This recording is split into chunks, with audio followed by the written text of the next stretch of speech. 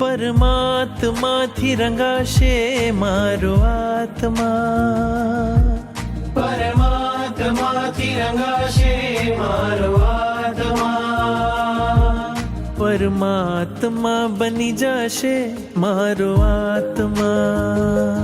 अध्यात्म की रेखा मिल रहा,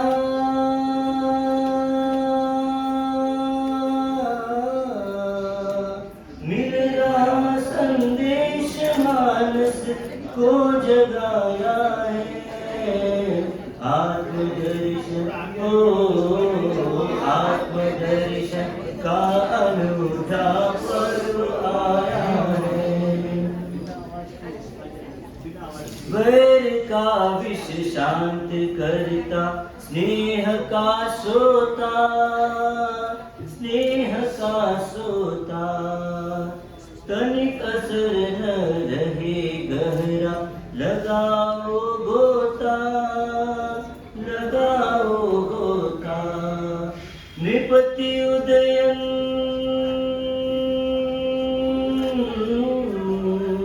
नृपति उदयन वृत्ति ने रास्ता दिखाया है।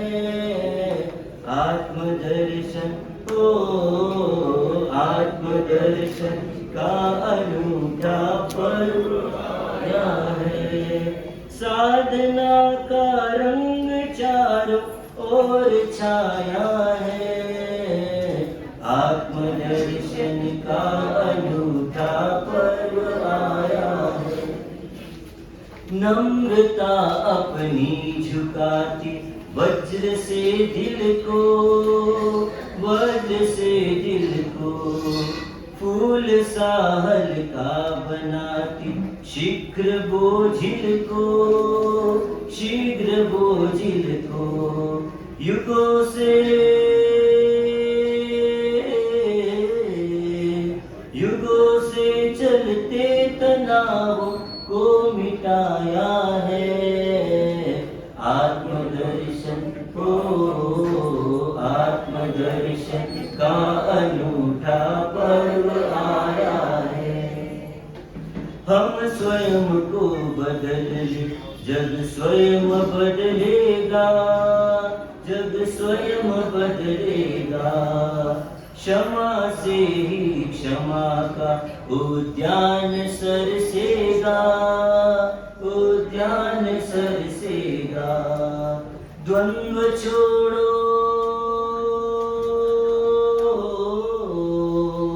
द्वंद्व छोड़ो, शांति का नुस्खा सिखाया है। आत्मदर्शन को आत्मदर्शन का अनूठा पर्व आया है। बुहारे मधुकर बिखेरी हुई शूलों को, हुई शूलों को। सरल मन से साफ कर ले निजी भूलों को, निजी भूलों को। वृत्ति शोधन, वृत्ति शोधन का सुनहरा समय पाया है। आत्मदर्शन ओ आत्मदर्शन का अनूठा पर्व आया है। साधना का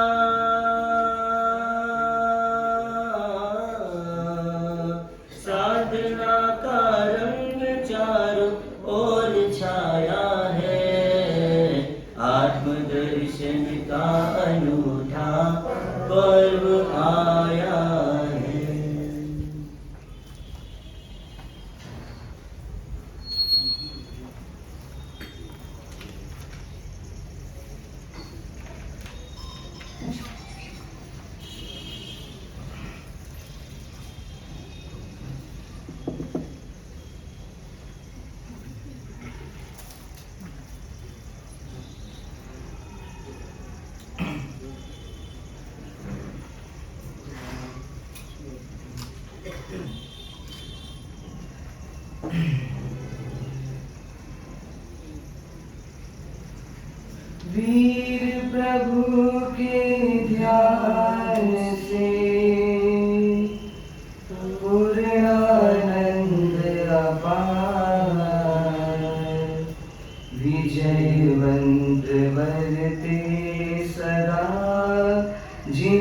शासन जयकार। लब्धिवंत गौतम विभु सहायक हो हितकार। दत्त कुशल गुरुदेव का जग में अति उपकार। इनके चरण सरोज में वंदन बारंबार। हिंदी भाषा में रचो कल्प सूत्र श्रीकार। कल्प सूत्र श्रीकार। जब तारक जगदीश्वर परम पिता परमेश्वर शासन नायक श्रमण भगवान प्रभु महावीर स्वामी के चरणों में वंदना। अनंत लब्धि निधान शासन सिरताज गुरु गौतम स्वामी जी भगवान के चरणों में वंदन। खरतर गश श्रृंगार हार प्रातः स्मरणीय चारों ही पूज्य दादा गुरुदेवों के चरणों में वंदन। खरतर गच्छाधिपति एवं समस्त आचार्य भगवंतों के चरणों में भावभीनी वंदना। मम जीवन धारक मम जीवन सर्वस्व परम पूज्य परम श्रद्धेय गुरुद्वय श्री के पावन पूरे चरणों में वंदन। पाठ पर विराजित तपस्वी रत्न पूज्य बड़े माता साहब को वंदन। सम आदरणीय मुनि भगवान आदरणीय साधु जी भगवान जिन शासन अनुरागी भव्य श्रावक एवं शांतमान।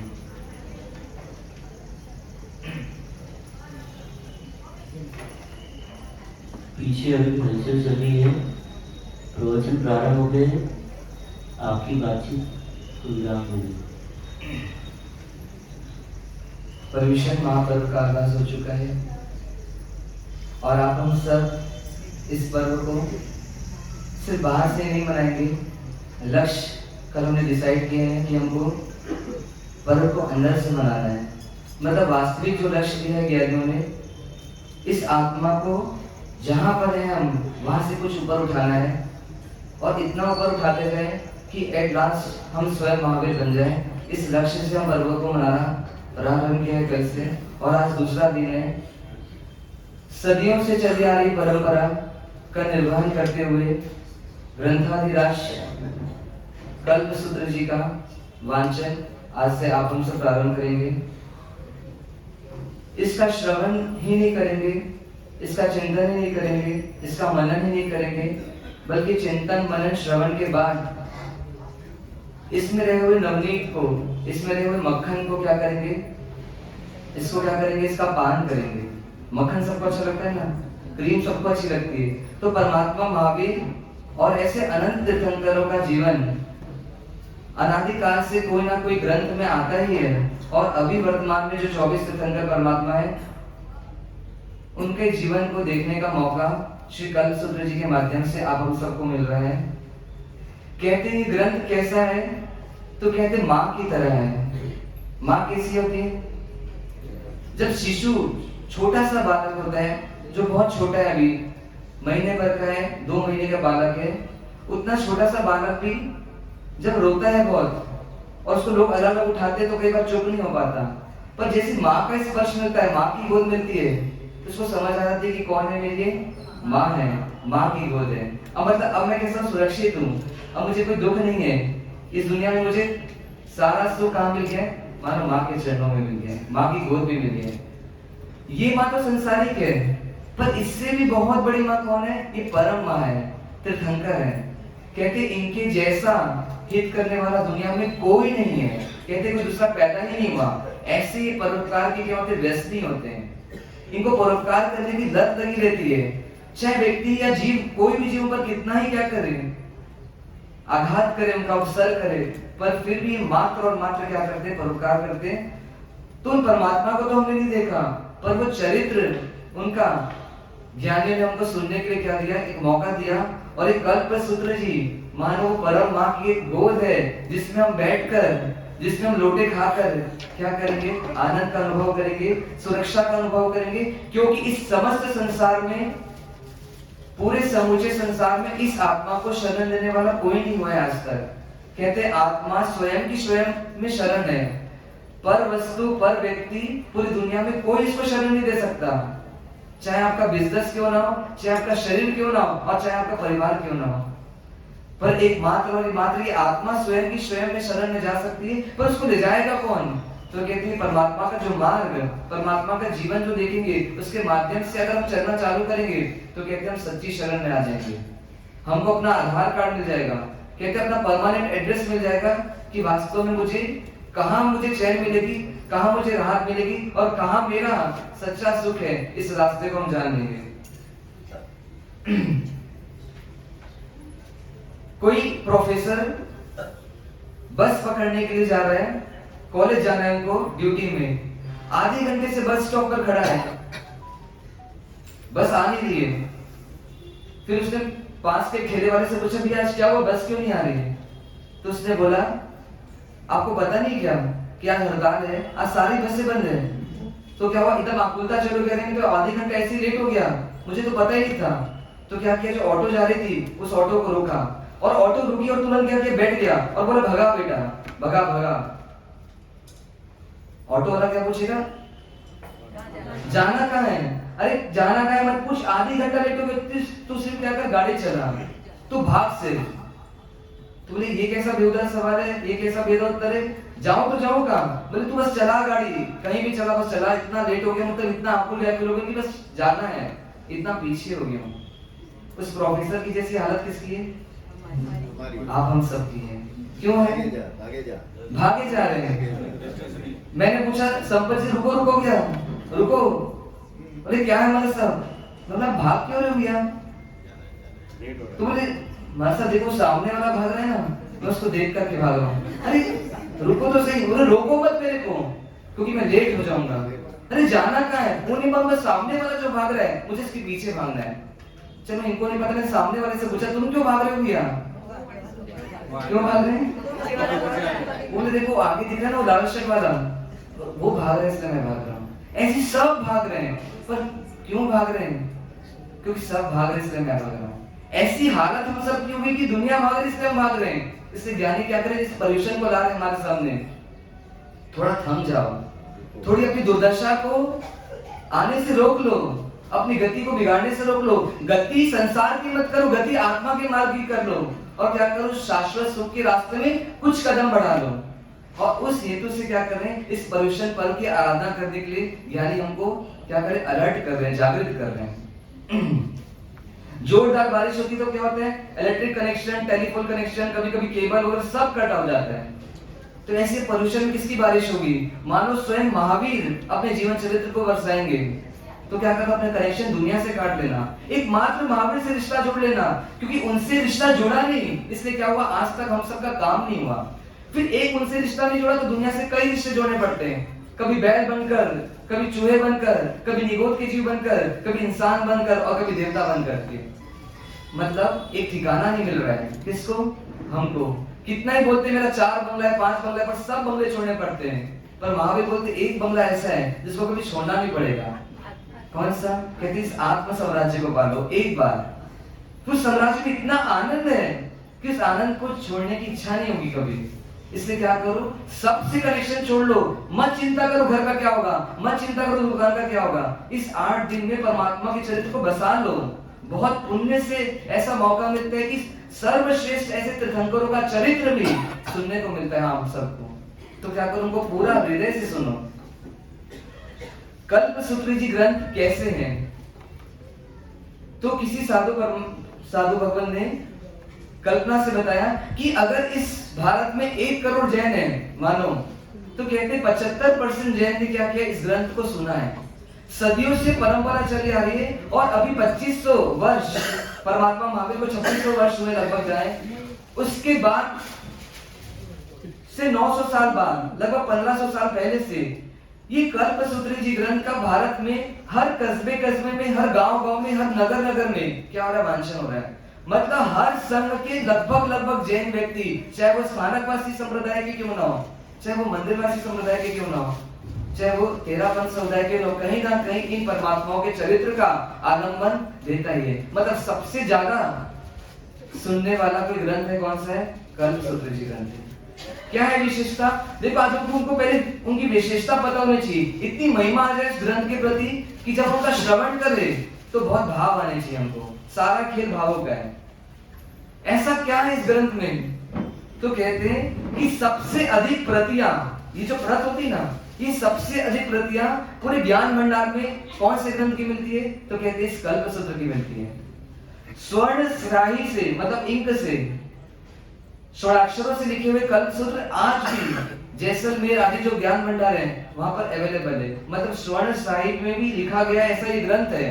और वो तो छोड़ो, हस्तलिखित प्रतें आचार्य भगवान लब्धिधारी मुनि भगवंतों के द्वारा ऐसा हस्तलिखित प्रत भी आज की डेट में क्या है? अवेलेबल है। ऐसी इस महिमा इस ग्रंथ की। और कहते हैं कि 40 से अधिक टीकाएं, मतलब पूरे जैन शास्त्रों में सबसे ज्यादा टीका कौन से ग्रंथ में लिखी गई है? तो कहते हैं इस कल्पसूत्र में लिखी गई है। 100 से अधिक चूर्णी लिखी गई है। और कहते हैं आचार्य हो चाहे उपाध्याय प्रवर हो चाहे साधु परनिष्ठी हो, कई आचार्य भगवंतों ने इस ग्रंथ पर अपनी लेखनी को क्या है? चलाया है, कलम चलाई है। और तो और 1 करोड़ से भी ऊपर लागत वाले ऐसे कल्पसूत्र जी ग्रंथ आज की डेट में अवेलेबल। इतना मतलब महिमा है किसकी? इस कल्पसूत्र की। और ये बात तो छोड़ो, हिंदी हो चाहे गुजराती हो चाहे प्राकृत हो चाहे फ्रेंच हो चाहे इंग्लिश हो, ऐसी कई भाषाओं में क्या हुआ है? इस ग्रंथ का क्या हुआ है? अनुवाद हुआ है। आज ये ग्रंथ बड़ी सुलभता से हमको अवेलेबल है। महाराज साहब के पास भी एक प्रत है, मेरे पास भी एक प्रत है, और कई हो सकता है श्रावकों के पास भी प्रत होगी, साध्वी जी के पास भी प्रत है। पर इतनी आसानी से आज तो ये ग्रंथ मिल रहा है। पर आप थोड़ा शास्त्रों में पुराने पन्ने उठाकर देखोगे, पढ़ोगे, तब पता चलेगा ये ग्रंथ आज इतनी आसानी से मिल रहा है। पर पहले जब प्रवचन बनाए जाते थे आज से 900 साल के आसपास, 700 साल के आसपास, तब ये ग्रंथ मिलता नहीं था। एक गांव में वांचन चालू होता था कल्पसूत्र जी का, कुछ पन्ने पढ़ते थे, घोड़ों के द्वारा उन पन्नों को आगे के गांव में पहुंचाया जाता था। तब तक ये आगे के पन्ने पढ़ते थे और उन पन्नों को वो पढ़ते थे। फिर उससे आगे के गांव में वांचन होता था और फिर इधर के जो पन्ने और हुए इसको फिर आगे घोड़ों के द्वारा ले जाया जाता था। मतलब एक प्रत से 4, 5, 10 गांव का क्या होता था? दिन भर में वांचन होता था। 9 से 10 या 10 से 11 या 11 से 12 ऐसे करके, क्योंकि प्रतों की व्यवस्था नहीं थी, क्योंकि प्रिंटिंग पब्लिकेशन ऐसा कुछ व्यवस्था नहीं था। पर ग्रंथ की महिमा थी, इसलिए घोड़ों के द्वारा भी 4-4, 5-5 पन्ने एक गांव से दूसरे गांव ले जाए जाते थे। पर आज ये ग्रंथ हमको सुलभता से मिला है। क्यों सुलभता से मिला है? क्योंकि पुण्य बढ़ गया, हमारा पुण्य बढ़ गया इस ग्रंथ को पाने का। पर पाने का पुण्य बढ़ा है, अब हृदय में बसाने का पुरुषार्थ बढ़ाना है। जितना पुरुषार्थ बढ़ेगा उतना ही ग्रंथ क्या होगा? हमारे जीवन के लिए उपयोगी बनेगा। कहते हैं ग्रंथकार कि अंगारे पर आप हाथ लगाओ तो क्या होगा? तुरंत तपन देगा। अगर आपने बर्फ पर हाथ लगाया तो तुरंत शीतलता देगा। अगर आपने कांटों पर हाथ लगाया तो तुरंत चुभन देगा। और ऐसी अगर कल्पसूत्र को भावानुवाद किया है, मतलब भावों से ग्रहण किया है, तो ये कल्पसूत्र की ऐसी ताकत है, कहते हैं आमूलचूल परिवर्तन कर देगा जीवन का। मतलब जीवन में यू टर्न ला देगा। कहते हैं सम्यक्त्व को भी दे सकता है और आगे जाके सर्ववृत्ति धर्म यानी 6वां 7वां गुण स्थान भी क्या कर सकता है? इस जीव को दे सकता है। ऐसी लायकात किसमें है? इस कल्पसूत्र जी ग्रंथ में। कहते हैं कि कल्पसूत्र का एक एक अक्षर कैसा है? तो कहते हैं मंत्र की तरह है। ऐसी महिमा है, ज्ञानी गा रहे हैं तो ज्ञानियों को लगी है, अब हमको महसूस करना है। एक एक अक्षर मंत्र की तरह है। और एक एक पन्ना कैसा है? तो कहते हैं एक एक पन्ने में मानो दुख मुक्ति का उपाय है। आप सब दुख से मुक्त होना चाहते हो ना, और कई लोग प्रयास भी कर रहे हैं आप हम सब में। पर कहते हैं कि एक एक पन्नों में दुख मुक्ति का क्या उपाय छिपा है। और कहते हैं एक एक कथा जो आएगी अभी यहाँ पे वो कैसी है? तो कहते हैं वो स्वयं हमको परमात्मा बना दे, ऐसी ताकत उन कथाओं में। तो एक एक अक्षर में ताकत है, एक एक पन्ने में ताकत है, और कहते हैं एक एक कथाओं में भी क्या है? खूब मान भरा हुआ है। ये कल्पसूत्र इतना विशेष क्यों है? कोई बताएगा इतना विशेष क्यों है? और भी सारे ग्रंथ है, बहुत सारे, कल्पसूत्र का वांचन क्यों कर रहे हैं?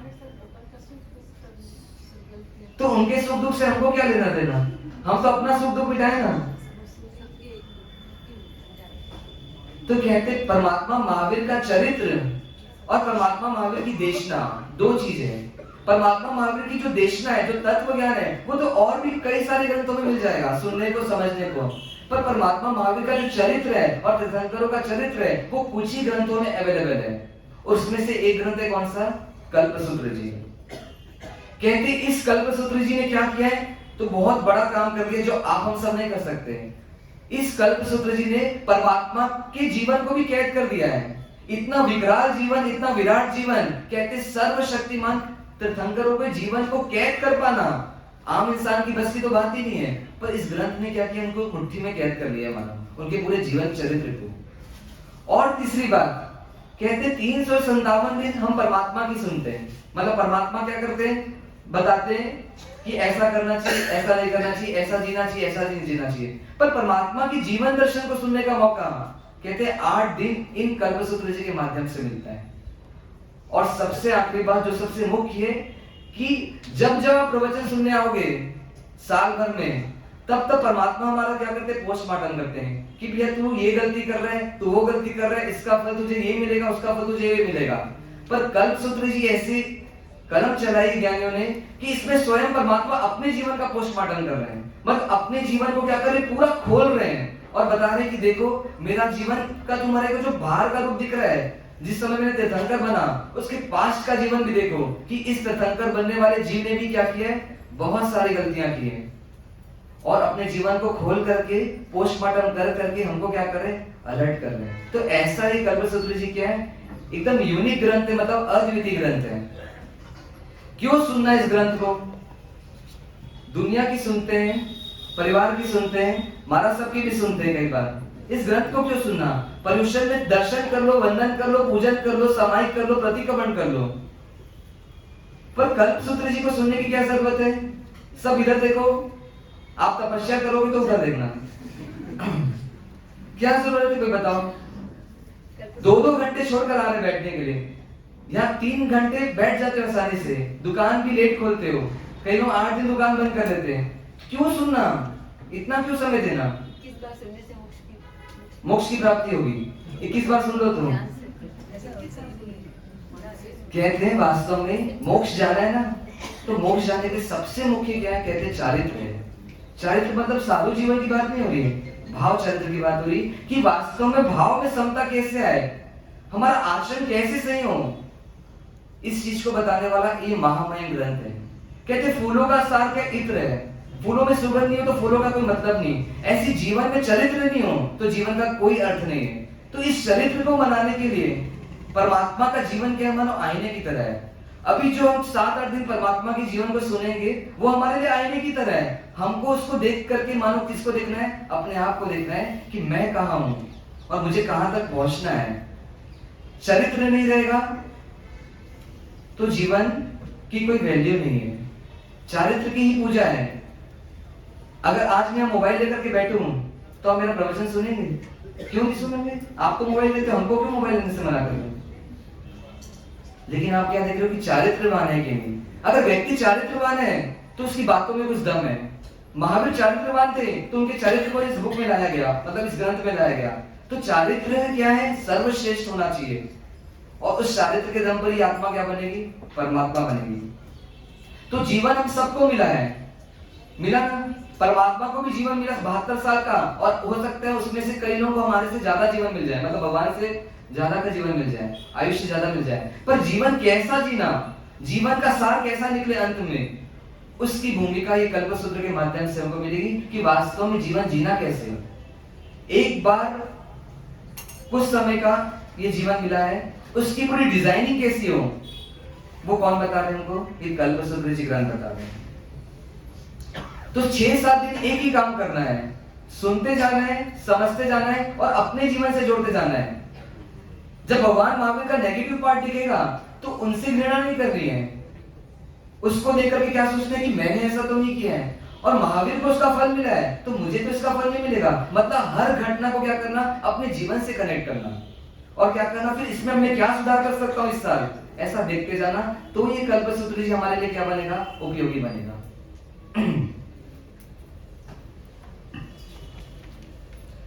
कभी प्रभावना बट रही हो, प्रभावना बटती ना, अभी तो बट नहीं रही पर बटती हो गए, और 2 गेट से प्रभावना बट रही हो। 2 गेट है, इधर से भी घुस सकते हैं, उधर से भी घुस सकते हैं। आप लोग तो एक बार ही घुसोगे, एक बार लोगे प्रभावना, पर कुछ लोग हो सकते हैं कि इधर से लिए प्रभावना, फिर हो सकता है उधर से भी आ जाए लेने। मतलब उसकी मजबूरी की बात नहीं, अगर उसकी इच्छा शक्ति की मेरे को और प्रभाव ना मिले तो तीनों गेट से लेगा, चारों गेट से लेगा। ऐसी जब कल्प सूत्र में भगवान महावीर कुछ कहेंगे, आदिनाथ जी कुछ कहेंगे, शांतिनाथ जी कुछ कहेंगे, नेमिनाथ जी कुछ कहेंगे, पार्श्वनाथ जी कुछ कहेंगे, कुछ साधु परमेश्वरी कुछ कहेंगे, तो क्या करो, जब जब प्रभावना जहां से मिले क्या करो, लूटते जाओ, बस लूटते जाओ और बैग में भरते जाओ। बैग कौन सा, इस बैग में मत भरना, ये बैग कितना ही भरा खाली हो गया, अपने मन में भरना। जितना इस हृदय को भरोगे परमात्मा के जीवन से, उतना क्या होगा, फायदा होगा। तो तैयार हो जाना। और सुनना कैसे, इसको कैसे सुन रहे हैं, ऐसे मुंह लटका के, तो कैसे सुन रहे हैं, प्रसन्न मन से। कानों से सुनना है कि मन से सुनना है, बहुत मुश्किल काम है। पर मन तो हमारा कहाँ लगा रहता है, स्टाफ आ गया 3 टाइम से, फोन करके पूछते हैं थोड़ी देर में, मतलब यहाँ बैठे हैं, परमात्मा की अपनी झांकी चल रही है और हमारे इधर अलग झांकी चल रही है। मन से सुनना इस कल्प सूत्र को कितना डिफिकल्ट है। एक इंसिडेंस देखना, एक भिखारी ने, मानो भिखारी को समझते ना, कोलकाता का एक रियल केस है। कोलकाता में बाढ़ आई थी और बाढ़ पीड़ितों के लिए कुछ लोग, एक ट्रस्ट मंडल क्या कर रहा था, कुछ राशि इकट्ठा कर रहा था, लोगों को सहायता के लिए गुहार कर रहा था कि आपको जितनी सहायता करना है करो, और एक पूंजी जमा कर रहा था। एक भिखारी फुटपाथ पर बैठी हुई है, तन में कपड़े मैले हैं, फटे हुए हैं, शरीर बहुत दुबला है, कृष्ण का है, बैठने के लिए जगह नहीं, खुला आसमान है, बस ऊपर छत नहीं है। भिखारी क्यों बैठती, किसके लिए बैठती है, पैसा लेने के लिए कि पैसा देने के लिए? कभी देखा है कि भिखारी पैसा दे दिए? नहीं देखा, क्योंकि अपन हमेशा लेते रहते हैं तो सोचते भिखारी भी तो देगी, हमेशा आशीर्वाद देती है। बहुत सही। तो भिखारी क्या करेंगे, वहां एक दृश्य देखा गया है कि भिखारी देख रहे कि सब लोग कुछ ना कुछ दे रहे हैं उन पीड़ितों को, तो मेरा भी कुछ फर्ज बनता है कि मैं भी कुछ दूं। क्या क्या उसने साड़ी से अपनी गठान खोली और कुछ मैले मैले कुछ पैसे थे मुड़े हुए, उसको निकाला, गिना, कितना निकला पता है, 138 रुपए 70 पैसे। ये बहुत साल पहले की बात है, 10-12 साल हो गया। 138 रुपए 70 पैसे, और उन भाइयों को बुलाया कि भैया आओ इसको भी ले जाओ। अब उस भिखारी को हम कैसे देखेंगे? कोई हो सकता है जो बाहर से देखे उसकी दरिद्रता को देखेगा, कितनी मैली कपड़े पहनी है, कितनी दरिद्र है, कितने कपड़े फटे हुए हैं, पर वास्तव में जो मन से देखेगा उसको क्या देखेगी? कहते हैं वो सबसे अमीर इंसान दिखेगी। बिल गेट्स से पूछो ना, बिल गेट्स या अंबानी से पूछो कि तुम अपनी सारी संपत्ति दे सकते हो क्या? देगा क्या? कुछ तो बचाना पड़ेगा। पर वो भिखारी फुटपाथ पर बैठे हुए भी क्या कर रही है, आज जितना है उसके पास, जितनी संपत्ति है उसके पास, जितना बैंक बैलेंस है, सब कुछ देने को तैयार हो गई है। मतलब फुटपाथ पर है, कल का भरोसा नहीं क्या होगा, पर क्या हो गया, मन तैयार हो गया कि मुझे अभी उनकी पीड़ा में सहयोग करना है। तो जो मन की दृष्टि से देखेगा उन भिखारी की अमीरी को देख पाएगा, उनकी उदारता को देख पाएगा, और जो आंखों से देखेगा उसको उसकी लाचारी दिखेगी, कैसे पाप के उदय में जी रही है। ऐसी इस कल्प सूत्र जी को सुनना है तो कौन सी आंखें काम आएगी? ये आंखें काम नहीं आएगी। ये आंखें तो हमने समोसा में जाकर दिखा दी, पर चकाचौंध देखकर के बाहर से आ गए, क्या समोशरण है, भगवान को देखा ही नहीं। ऐसी इस कल्प सूत्र जी को भी कौन श्रवण कर पाएगा? जिसका मन खुला रहेगा, मन के आग्रह हट जाएंगे कुछ समय के लिए। कुछ लोग क्या बोलेंगे जब महावीर का चरित्र चलेगा, ये आज के जमाने में कहाँ प्रैक्टिकल हो सकता है, ये आज के जमाने की बात थोड़ा है, ये तो उस जमाने की बात थी, ऐसा भी बोलने वाले बोलेंगे। पर ऐसा नहीं है, ये संस्कृति चली आ रही है, तो कहीं ना कहीं परमात्मा का शासन जीवन इसीलिए है क्योंकि ये संभव हो सकता है। मतलब परमात्मा का मार्ग वास्तव में प्रैक्टिकल करने जैसा है, इसलिए मार्ग जीवन है। इसलिए क्या करना, पूरा का पूरा दिल खुलकर सुनना। इसकी वैल्यू सिर्फ चंद पन्ने नहीं है। ये मानो क्या है पता है, आपके पास ज्यादा ज्ञान नहीं है ना, आगम पढ़ने की ताकत नहीं है अभी आपके पास, पर इसको भी अच्छे से समझ लिया तो कहते हैं भगवान बनने की रेसिपी है। YouTube में रेसिपी नहीं मिलेगी, ढोकले बनाने की रेसिपी मिल सकती है, पर इसकी रेसिपी मिलेगी क्या? मानो ये कर्म सूत्र स्वयं परमात्मा बना सकते हैं, ऐसी विधि को हमको बता रहे हैं। तो इतना अवगुण होना चाहिए कि मैं सेठानी बन गई, मैं पत्नी बन गई, मैं बहू बन गया, मैं सेठ बन गया, मैं पुत्र बन गया, पर मेरी आत्मा तक भगवान नहीं बन पाई। तो मैं भगवान कैसे बनूंगा? तो जब इसको सुनूंगा, इसको समझूंगा, इसको जानूंगा, तो ऐसे भावों से क्या करना, पूरे मन को क्या करना, पूरे ईगो को निकाल देना, बालवत होकर के कि आज मिला है मौका सत्य को जानने का, तो क्या करूं, जान लूं, फिर ये मौका कभी मिलेगा कि नहीं मिलेगा मालूम नहीं, अनंत काल की यात्रा में वापस। आनंद जी महाराज साहब क्या कर बोल रहे हैं, नहीं संभलेंगे तो मरेंगे, और संभल गए तो अब हम अमर भय ना मरेंगे। ये आत्मा अगर नहीं संभली तो अनंत काल मरना पड़ेगा।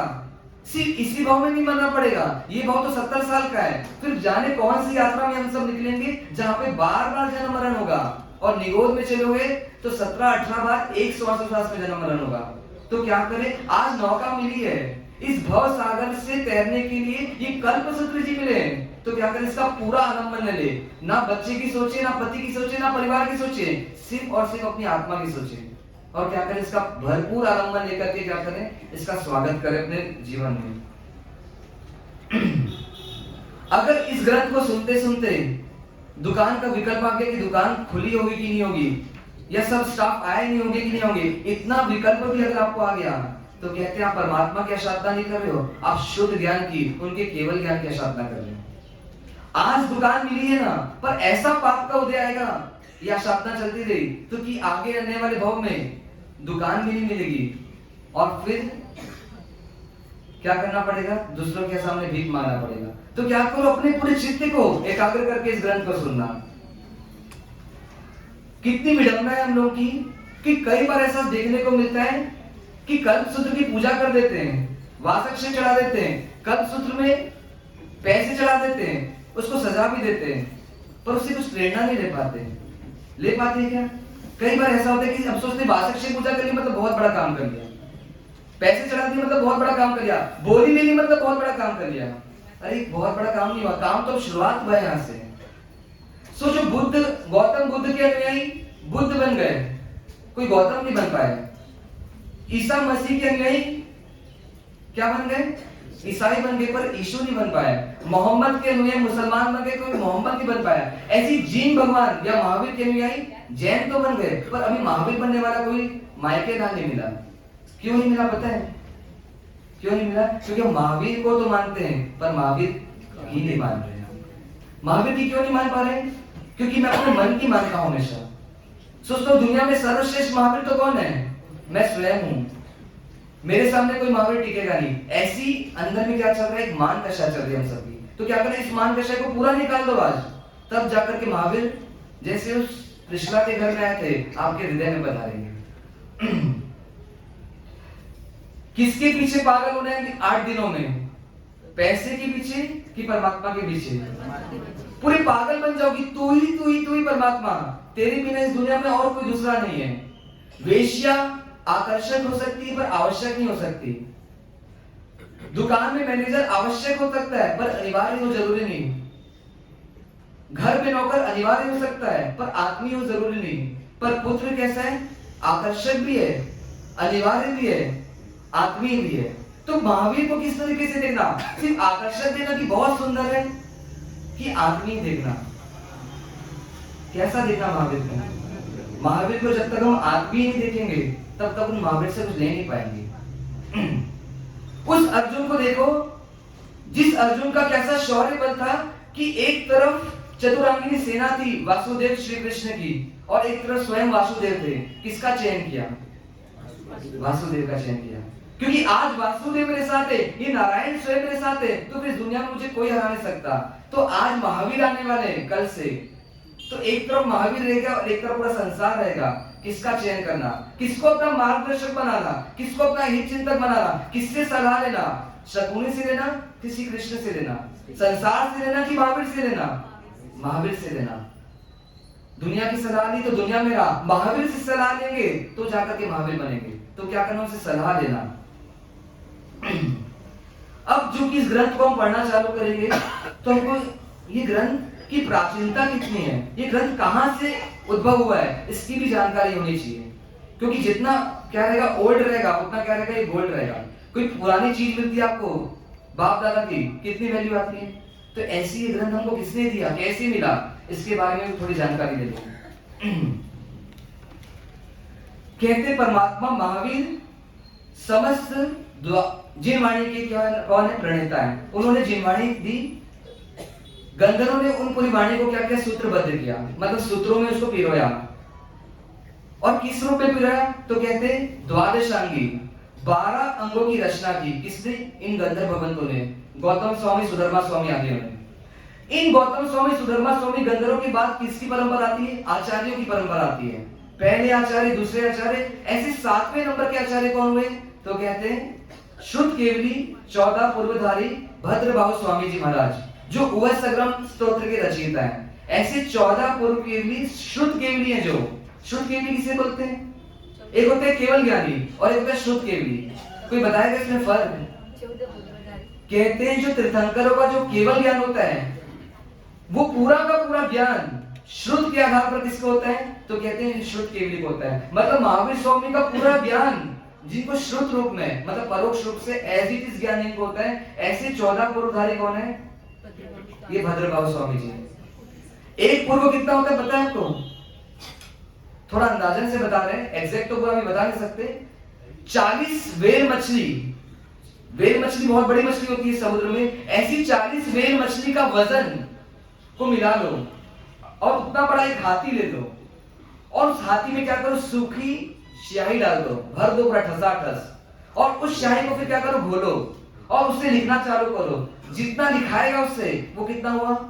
एक पूर्व। और ऐसे जब 2 पूर्व में 2 हाथी का लो, 3 पूर्व में 3 हाथी का लो और 14 पूर्व में 14 हाथी ऐसे वाले, 40 व्हेल मछली के वजन जितने, इन हाथियों के वजन जितने, इंक से लिखा हुआ पूरा ज्ञान जो है वो क्या है? वो 14 पूर्व है। और ऐसे ज्ञान के धारक कौन है? भद्रबाहु स्वामी जी। और उस भद्रबाहु स्वामी जी ने क्या की? इस ग्रंथ की रचना की है। कहते भद्रबाहु स्वामी जी के पास स्थूलीभद्र जी हुए जिनको 10 पूर्व का ज्ञान था। आगे का ज्ञान क्यों नहीं दिया उनको? क्योंकि उन्होंने ज्ञान का दुरुपयोग किया। 10 पूर्व का ज्ञान मिलते मिलते उनको लब्धियां मिली और लब्धियों के माध्यम से क्या किया? अपनी जो बहन साध्वी जी थे उनको शेर आदि का रूप बना करके क्या करते? डराते, कौतूहल करते, चमत्कार आदि दिखाते।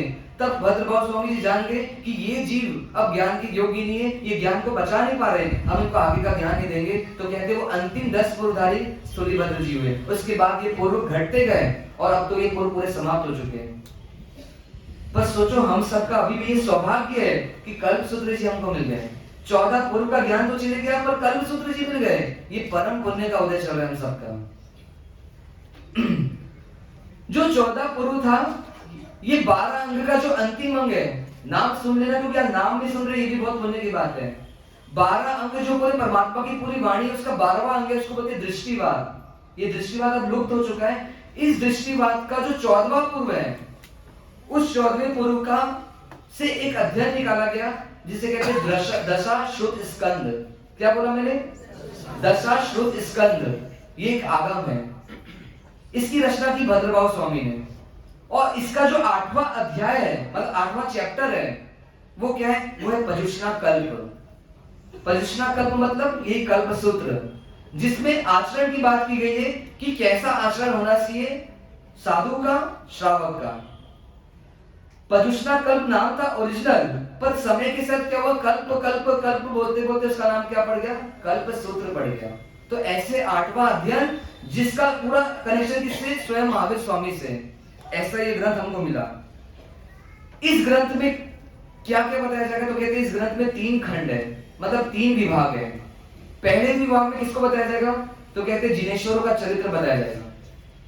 इस पूरे विश्व में सर्वश्रेष्ठ चारित्र को जीने वाले, जिनके चारित्र में कोई खामी निकाल सकता, कोई कमी निकाल सकता, कोई दोष निकाल सकता, ऐसे सुंदर चारित्र को धारण करने वाले तीर्थंकरों का चरित्र सबसे पहले बताया जाएगा। उसके बाद किसको लाया जाएगा? तो कहते दूसरे विभाग में परमात्मा के जानने के बाद परमात्मा के संग की जो धुरा को संभाल रहे हैं, मतलब बागडोर को संभाल रहे हैं, ऐसे धुरंधर आचार्य उपाध्याय साधु भगवंत के जीवन को, जो शासन की आन बान और शान है, उनको कौन बता रहे हैं? दूसरी विभाग में स्थविरावली के रूप में बताया जा रहा है। और तीसरे विभाग में किसको बताया जा रहा है? तो कहते हैं साधु समाचारी को, कि साधु जीवन के नियम क्या क्या है, जिसका नॉलेज श्रावक को भी होना चाहिए, ताकि श्रावक उनको साधुचर्या पालने में क्या करे? सहयोग करे। मतलब इस ग्रंथ में अतीत की भी बात है, अतीत मतलब तीर्थंकरों की भी बात है, और मध्यकाल की भी बात है जहाँ पे साधु भगवत आचार्य भगवंत हुए, और आज की आधुनिकता की बात है कि क्या क्या नियम आज चल रहे हैं। मतलब तीनों काल की बात हो गई।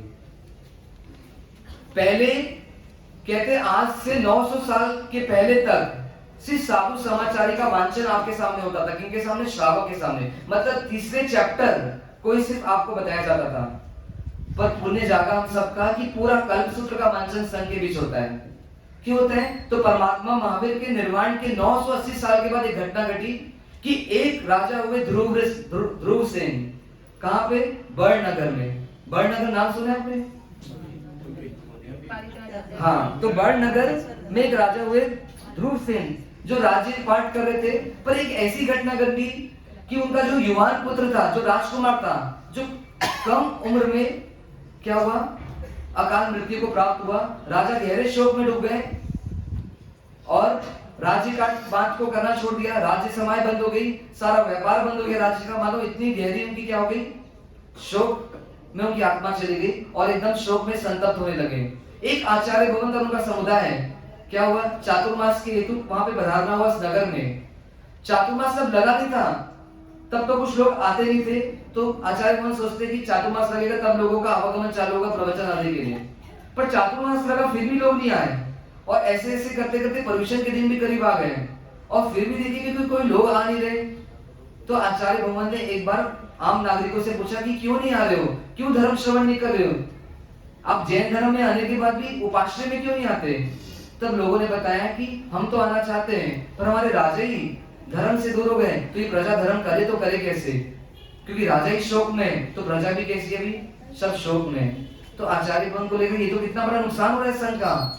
तो क्या किया? आचार्य भवन स्वयं राजमहल में गए और राजा को बताया कि जिस वियोग में आप असंतुष्ट हो रहे हो, वो वियोग तो कभी ना कभी होना था। इस संसार में सारे जो संयोग है उनका वियोग होना है।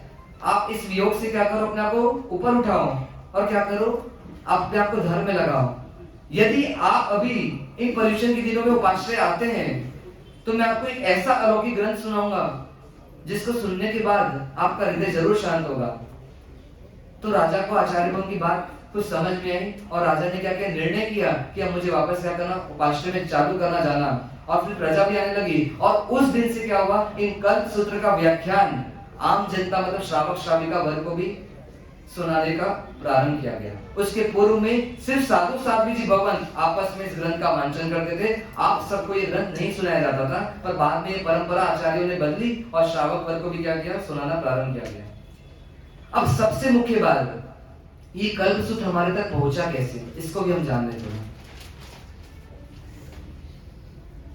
आप बोलते हैं ना कि भैया बहुत मेहनत से मैं आज बहुत कमा करके यहाँ तक पहुंचा हूं। पहले हमारे पास आटे दाल भी नहीं थे, 2 रोटी भी खाने को नहीं थी। कई लोग आकर बताते हैं अपने जीवन का स्ट्रगल। कुछ नहीं था हमारे पास, जब घर से निकले थे ना तो सिर्फ एक कमीज और पैंट जो पहने थे उतना ही था, पर आज सब चीज क्या दिख रही जीवन में, मतलब स्ट्रगल से यहाँ तक आए। तो आज आपको जो कल्पसूत्र मिला है ना, ये भी कैसे हमारे तक पहुंचा, मतलब किन आचार्यों ने इस पर क्या भूमिका निभाई, उसको भी थोड़ा जान लेते हैं। कहते हैं भद्रभाव स्वामी जी ने प्राकृत भाषा में इस मूल कल्पसूत्र की रचना की। जो 1200 सूत्र हम सुनते हैं, 1215 गाथा का जो अंतिम दिन जो सूत्र सुनेंगे वो मूल कल्पसूत्र है। उसकी रचना किसने की है? कहते हैं भद्रभाव स्वामी जी ने स्वयं ने की है। ये मूल ग्रंथकार है। पर ये प्राकृत भाषा में होने से एक समय के बाद लोगों को समझ नहीं आने लगा, क्योंकि लोगों की भाषाएं चेंज हो गई, समझ शक्ति कमजोर हो गई, बुद्धि बल कमजोर हुआ, तो लोगों की डिमांड ऐसी आने लगी श्रावक वर्ग, श्राविका वर्ग, साधु भवन की कि इस ग्रंथ का क्या होना चाहिए? ट्रांसलेशन होना चाहिए। फिर कुछ समय बाद क्या हुआ? एक टीकाकार भवन हुए, कई टीकाकार भवन हुए, पर एक मुख्य टीकाकार भवन हुए जिन्होंने इस प्राकृत भाषा के ग्रंथ को संस्कृत भाषा में चेंज किया। कहते हैं उनका नाम है श्री लक्ष्मी वल्लभ विजय जी महाराज साहब। इन्होंने 500 साल पहले, आज से 500 साल पहले इस मूल 1200 सूत्र को क्या किया? संस्कृत भाषा में परिवर्तित किया। पर संस्कृत भाषा भी कुछ समय के बाद समझ नहीं आने लगी। 100 साल 200 साल तो चला, 300 साल चला, उसके बाद फिर प्रॉब्लम आने लगी, क्योंकि उस भाषा को भी समझना बहुत कठिन हो गया हम सबके लिए। तब क्या हुआ? तब खतरगढ़ में हमारे परम उपकारी जिनका हरि विहार में समाधि स्थल है, पालिताना में, कौन? श्री आनंद सागर श्री महाराज साहब, जिन्होंने इस ग्रंथ का अनुवाद आज से लगभग 150 साल, लगभग 180 साल पूर्व किसमें किया? हिंदी में किया। मतलब प्राकृत भाषा से वो संस्कृत भाषा में आया और संस्कृत भाषा से हिंदी भाषा में हम सबको उन्होंने अनुवाद करके दिया। जो अब जो ग्रंथ खतरगढ़ में जो बांचा जाता है, उस खतरगढ़ में आनंद सागर श्री महाराज साहब का जो हिंदी अनुवाद है उसको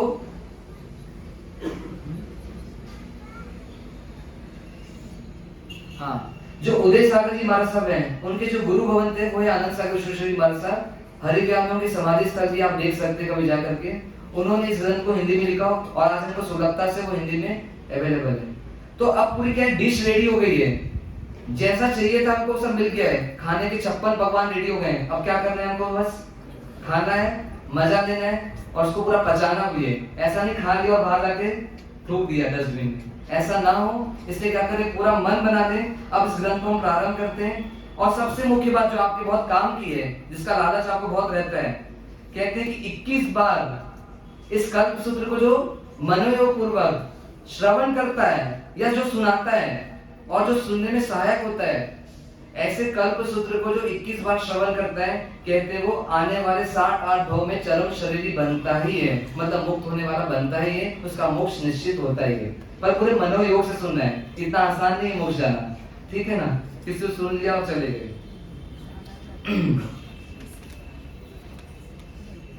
अब कोई भी ग्रंथ की रचना होती है ना, हमको पता होना चाहिए ग्रंथ की रचना कैसे होती है, क्या क्या होता है उसमें। जैसे आप खाना बनाते हो ना, ऐसी जब हमारे गुरु भगवान रचना करते हैं तब क्या क्या करते हैं, तो कहते हैं सबसे पहले मंगलाचरण करते हैं। अपन शादी का कार्यक्रम होता है, कोई मांगलिक कार्यक्रम होता है, तो नौकार मंत्र से मंगलाचरण करके प्रारंभ करते हैं कार्यक्रम। ऐसी ग्रंथ की रचना भी जब होती है तब मंगलाचरण होता है। मंगलाचरण मतलब क्या होता है, मंगल आचरण। मंगल मतलब क्या होता है, मंग प्लस गल, जो मेरे मम को गला दे, मतलब मेरे अहंकार को गला दे, मतलब मेरे पापों का नाश कर दे, ऐसा आचरण को क्या बोला, मंगलाचरण बोला। तो यहाँ पर जो मूल टीकाकार है ऐसे लक्ष्मी वल्लभ विजय जी संस्कृत में क्या करते हैं, मंगलाचरण करते हैं। और जो भी मैंने हिंदी में शुरुआत में मंगलाचरण किया था, वो आनंद सागर विश्वेश्वर जी महाराज साहब ने मंगलाचरण करके क्या किया, परमात्मा महावीर को और गौतम स्वामी जी और ऐसे दादा गुरुदेव को क्या किया, नमस्कार किया है, विनय भाव को प्रकट किया है कि मैं जो लिख रहा हूं उसमें मेरा कुछ भी नहीं है, क्योंकि मैं तो सिर्फ लिख सकता हूं, पर जीने वाले ने इसको जिया है। ऐसे तीर्थंकर महावीर का पूरा जीवन है, मेरी लायकात नहीं है कि मैं उसको लिख सकूं। अगर मैं लिखने का प्रयास करूं, मान लो मैं सूर्य के सामने दीपक दिखाने का प्रयास करूं, फिर भी गुरु की कृपा से और भावों की पवित्रता से इस ग्रंथ को लिखना चालू कर रहा हूं और ये ग्रंथ निर्विघ्न पूर्ण हो, ऐसी भावना व्यक्त करता हूं। मंगलाचरण करके एक चीज और पता चलती कि पूरे भारत में कई ग्रंथ बने, जैन में, अजैन में, हिंदुओं में, सब समाज में ग्रंथ बनते, पर ग्रंथ कौन से समाज का है, कौन सी जाति का है, कौन सी दर्शन का है, ये पता कैसे लगता है। तो मंगलाचरण को देख करके हम पता लगा सकते हैं कि ये जैन धर्म का ग्रंथ है कि अजैनों का ग्रंथ है। यहाँ पर जब आनंद सागर विश्वेश्वर जी महाराज साहब लिखते हैं तो वहां पर वो एक कल्पना बता रहे हैं कि कैसा हमको विनय आ रहा है कि जैसे बसंत ऋतु में कोयल की क्या होती है, आवाज बहुत मधुर हो जाती है। आवाज मधुर क्यों होती है, तो कहते हैं उसमें कोयल का कोई योगदान नहीं है। किसका योगदान है, तो कहते हैं कोयल जो आम की केरी को खाती है उससे क्या होती है, उसकी मधुरता बढ़ जाती है। तो ऐसी ही मैं ग्रंथ लिख रहा हूं, उसमें मेरा कोई योगदान नहीं है, मैं तो कुछ भी नहीं उस ग्रंथ के सामने। ग्रंथ का योगदान मूल करता कौन है, तो कहते हैं भद्रप्रभु स्वामी जी है और वो लक्ष्मी वल्लभ विजय जी महाराज साहब है। मैं तो सिर्फ उसको हिंदी में क्या कर रहा हूँ, ट्रांसलेट कर रहा हूँ, इसमें मेरी कोई विशेषता नहीं है। सोचो हम थोड़ा सा भी कुछ करते हैं मंडल में, कभी समाज में, उसको उसका बखान पूरे क्या करते हैं, संघ में करते हैं, व्हाट्सएप डाल करके। पर यहाँ ग्रंथ लिखने वाले क्या कर रहे हैं, अपनी लघुता को बता रहे हैं कि मैं लघु हूँ, प्रभु तो कोई और है, मैं तो जीरो हूँ, हीरो तो कोई और है। ऐसे विनय भाव को धारण करने वाले वास्तव में ज्ञानी बनते हैं। मतलब ये पहली प्रेरणा ये ग्रंथ में दे रहे हैं हमको कि आपको अगर आगे बढ़ना है तो आपको झुकना पड़ेगा, क्योंकि बिना झुके आप किसी से कुछ ले नहीं सकते। इन आनंद सागर जी महाराज के जीवन से ये बात पता चल रही है। अब यहां से हम ग्रंथ को प्रारंभ करते हैं। सबसे पहला वर्णन ग्रंथ में किसका आ रहा है, तो कहते कल्प का है। 10 कल्पों के बारे में बताया जा रहा है पूरे ग्रंथ में। सबसे पहले कल्प की बात क्यों की जा रही है, कल्प मतलब आचरण, इसकी बात सबसे पहले क्यों की जा रही है। स्कूल में भी जाते हैं तो सबसे पहले वो डिसिप्लिन बताया जाता है, ये करना है ये नहीं करना है। 2-4 दिन तो उसी की क्लास चलती है। शिविर में आते हो आपको पहले नियमावली बताई जाती है, फिर पढ़ाई चालू होती है। कहीं भी जाते हो आपको पहले नियम बताए जाते हैं। जैसे आप एरोप्लेन में बैठोगे तो एयर होस्टेस आपको नियम बताएगी, ऐसा ऐसा आपको करना है, ऐसा नहीं करना है। ऐसी इस कल्प सूत्र में भी सबसे पहले आचरण की बात क्यों हो रही है, क्योंकि पूरा जिन शासन इस आचरण पर ही डिपेंड है। जैसा हमारा आचरण होगा वैसा हमारे को जिन शासन में स्थान मिलेगा। परमात्मा महावीर अपने साधुओं को प्रभावक बनाना चाहते थे, ना कि प्रचारक। प्रचारक और प्रभावक में क्या फर्क है, कोई बताएगा? प्रचारक कौन होते हैं? मेरे जैसे, जो बोलते रहते हैं बस दिन भर। और प्रभावक कौन होते हैं? जो वास्तव में जीते हैं। गत सुखमान मुनि, मेधाराज मुनि, हरिभद्र सूर्य मानसा, ऐसे कई ज्ञानी जो वास्तव में अपने जीवन को जी करके दूसरों को उपदेश देते हैं। तो ऐसे प्रभावकता कब आती? जब जीवन में आचरण होता है। कहते जैन साधु का जीवन पूरे विश्व में फेमस है। ऐसी लाइफ स्टाइल कहीं और देखी नहीं गई। कई फॉरेनर्स भी जैन साधु के जीवन पर पीएचडी करते हैं कि ऐसा कैसे हो सकता है कि बिना पंखे के कोई साधु 45 डिग्री के टेम्परेचर में रह रहा है। मतलब आचरण की क्या है? पूजा की गई है। परमात्मा महावीर, अगर आप कल्प सूत्र को पूरी गहराई से पढ़ोगे, पूरी गहराई से तो हम नहीं समझा पाते, पर कभी पढ़ोगे तो आपको पता चलेगा महावीर परमात्मा ने कैसे खाना, कैसे पीना, कैसे उठना, कैसे सोना, छोटी छोटी बात के भी आचरण को हमको क्या क्या बताया है कि वास्तव में इस जीव का जीवन कैसा होना चाहिए। मतलब आचरण की प्रमुखता यहाँ पर बताई गई कि सबसे पहले क्या करो, साधु को उसके आचार व्यवस्था बताएगी, क्योंकि आचार व्यवस्था मस्त रहेगी तो क्या होगा, संघ अच्छा रहेगा, मतलब संघ मजबूत रहेगा, और संघ मजबूत रहेगा तो जिन शासन लंबे समय तक चलेगा। ये परमात्मा का शासन 18,000 साल तक कैसे चलेगा? तो कहते साधुओं के आचार व्यवस्था के कारण चलेगा। तो इस आचार व्यवस्था को सबसे पहले जानते। अब इसको जानने के लिए सब एकदम दिमाग में, अब जो सो रहे थे अभी तक, अब तक अब जाग जाए, क्योंकि अब ये सूत्र चालू हो रहा है। आपको का समय सोने का समाप्त हो चुका है, अब आप एकदम अलर्ट हो जाएं। 24 तीर्थंकर परमात्मा होते हैं। सब ध्यान से सुनना, कोई इधर-उधर नहीं देखेगा। 24 तीर्थंकर परमात्मा होते हैं। इनको अपन दो विभाग में बांटेंगे। पहले और अंतिम तीर्थंकर परमात्मा को पहला विभाग रखेंगे, और बीच के जो 22 तीर्थंकर परमात्मा है उनका दूसरा विभाग रखेंगे। ठीक है, दो कैटेगरी हुई। फर्स्ट और लास्ट तीर्थंकर परमात्मा का आदिनाथ जी और महावीर स्वामी की एक कैटेगरी, और बीच के 22 तीर्थंकर की एक दूसरी कैटेगरी। ऐसे दो कैटेगरी को देख करके हम क्या करेंगे, श्रवण करेंगे। तो यह 10 कल्प का चर्चा प्रारंभ हो रही है। उसमें सबसे पहला कल्प आ रहा है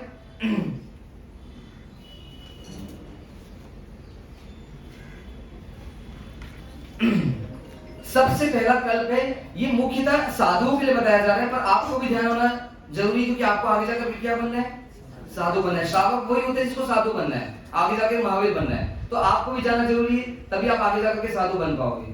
तो सबसे पहला कल्प बताया जा रहा है, उसका नाम है अचेलक। लिख लेना नाम, क्वेश्चन पूछा जाएगा बाद में आपसे। अचेलक कल्प। अचेलक मतलब होते हैं, चेलक मतलब होता है वस्त्र, अ मतलब होता है नहीं। ठीक है,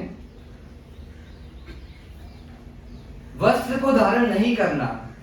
तो 24 के 24 तीर्थंकर परमात्मा का जीवन कैसे होता है, तो वस्त्रों को धारण नहीं करते हैं। देवदूषी आता जरूर है, पर वो कुछ समय बाद चला जाता है। परमात्मा तीर्थंकर नग्न रहते हैं, उनके जीवन में वस्त्र नहीं रहता। ये तो हुई तीर्थंकर की बात, 24 तीर्थंकर की बात। पर अब साधु कैसे रहते हैं, तो पहले विभाग के साधु, मतलब पहले और अंतिम तीर्थंकर के साधु का कैसा रहता है, तो उनको वस्त्र पहनना होता है, पर उनके वस्त्र होते कैसे, तो कहते हैं जीर्ण शीर्ण वस्त्र पहनना होता है उनको। जीर्ण शीर्ण मतलब फटे पुराने एकदम हल्के, जिसको आप लोगों ने पहनना छोड़ दिया है, ऐसे वस्त्रों को आपसे लेकर के साधु पहनते हैं।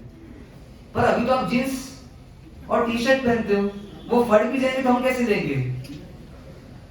जीन्स शीर्ण वस्त्र पहनना है तो जीन्स शीर्ण अभी तो नए मिलते हैं हमको, आप लोग नए नए ला करके देखते हो, हम फिर पहनते हैं उसको। तो एक्चुअल में नियम क्या था, तो कहते पहले श्रावक धोती और क्या पहनते थे ऊपर, कुर्ते या कमीज पहनते थे। तो जब वो धोती गल जाती थी, जब आप उसको पहनना छोड़ देते थे, तब साधु आपके घर में आकर के उस धोती को आपसे पूछ करके बैठते थे और उसको फिर वो धारण करते थे। ऐसे फटे पुराने जो एकदम गल गए हैं, जिसकी कोई वैल्यू नहीं है, ऐसे वस्त्र किसको पहनना है, साधुओं को पहनना है, पहले और अंतिम समय के साधु को। पर ये आचार व्यवस्था विलुप्त हो चुकी है, क्योंकि इसमें सारी गलती आपकी है, क्योंकि आपने जींस पैंट पहनना चालू कर दिया। तो हम करे तो करे कि हमको नए पहन लेना पड़ता है, उस नए वस्त्र को लेकर के हम पहनते हैं, इसमें हमको दोष लगता है वास्तव में। पर जो बीच के तीर्थंकर हुए हैं, अब उनके साधुओं की क्या जीवन है उसको भी देख ले। तो उनको ऐसी कोई मर्यादा नहीं है। कहते हैं वो रंगीन वस्त्र भी पहन सकते थे, वो हाई क्वालिटी के वस्त्र भी पहन सकते थे, और वो पुराने ले जरूरी नहीं, वो नए बैर के भी पहन सकते थे, उनको ऐसी मर्यादा थी। ठीक है, ये हुई पहली मर्यादा, अचेलक मर्यादा। याद रखना सब आप, क्योंकि आप कभी पहले तीर्थंकर के शासन में जाओगे जन्म लेकर के, तो आपको उस मर्यादा को पहले फॉलो करना पड़ेगा, और बीच के तीर्थंकर के शासन में जन्म हुआ आपका, तो आपको बीच की मर्यादा को फॉलो करनी पड़ेगी।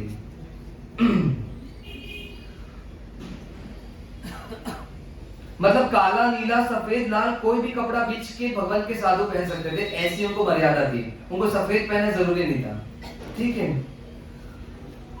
अब दूसरी बात, दूसरी कल पाठ का वर्णन आ रहा है औदेशिक, लिख लेना औदेशिक आहार। अभी अभी साधु के आहार व्यवस्था को लेकर के एक मर्यादा बताई जा रही परमात्मा महावीर के द्वारा। साधु का आहार कैसा हो, कौन से होटल से आना चाहिए साधु का आहार, जोमेटो से आना चाहिए कि कहां से आना चाहिए? क्यों? आप होटल का खाओ, हम घर का खाएं, ऐसा कैसे? तो साधु का आहार कैसा हो, तो यहाँ पे सबसे पहली बात बता रहे कि साधु को के निमित्त से, साधु के निमित्त से बनाया हुआ आहार साधु नहीं रह सकता।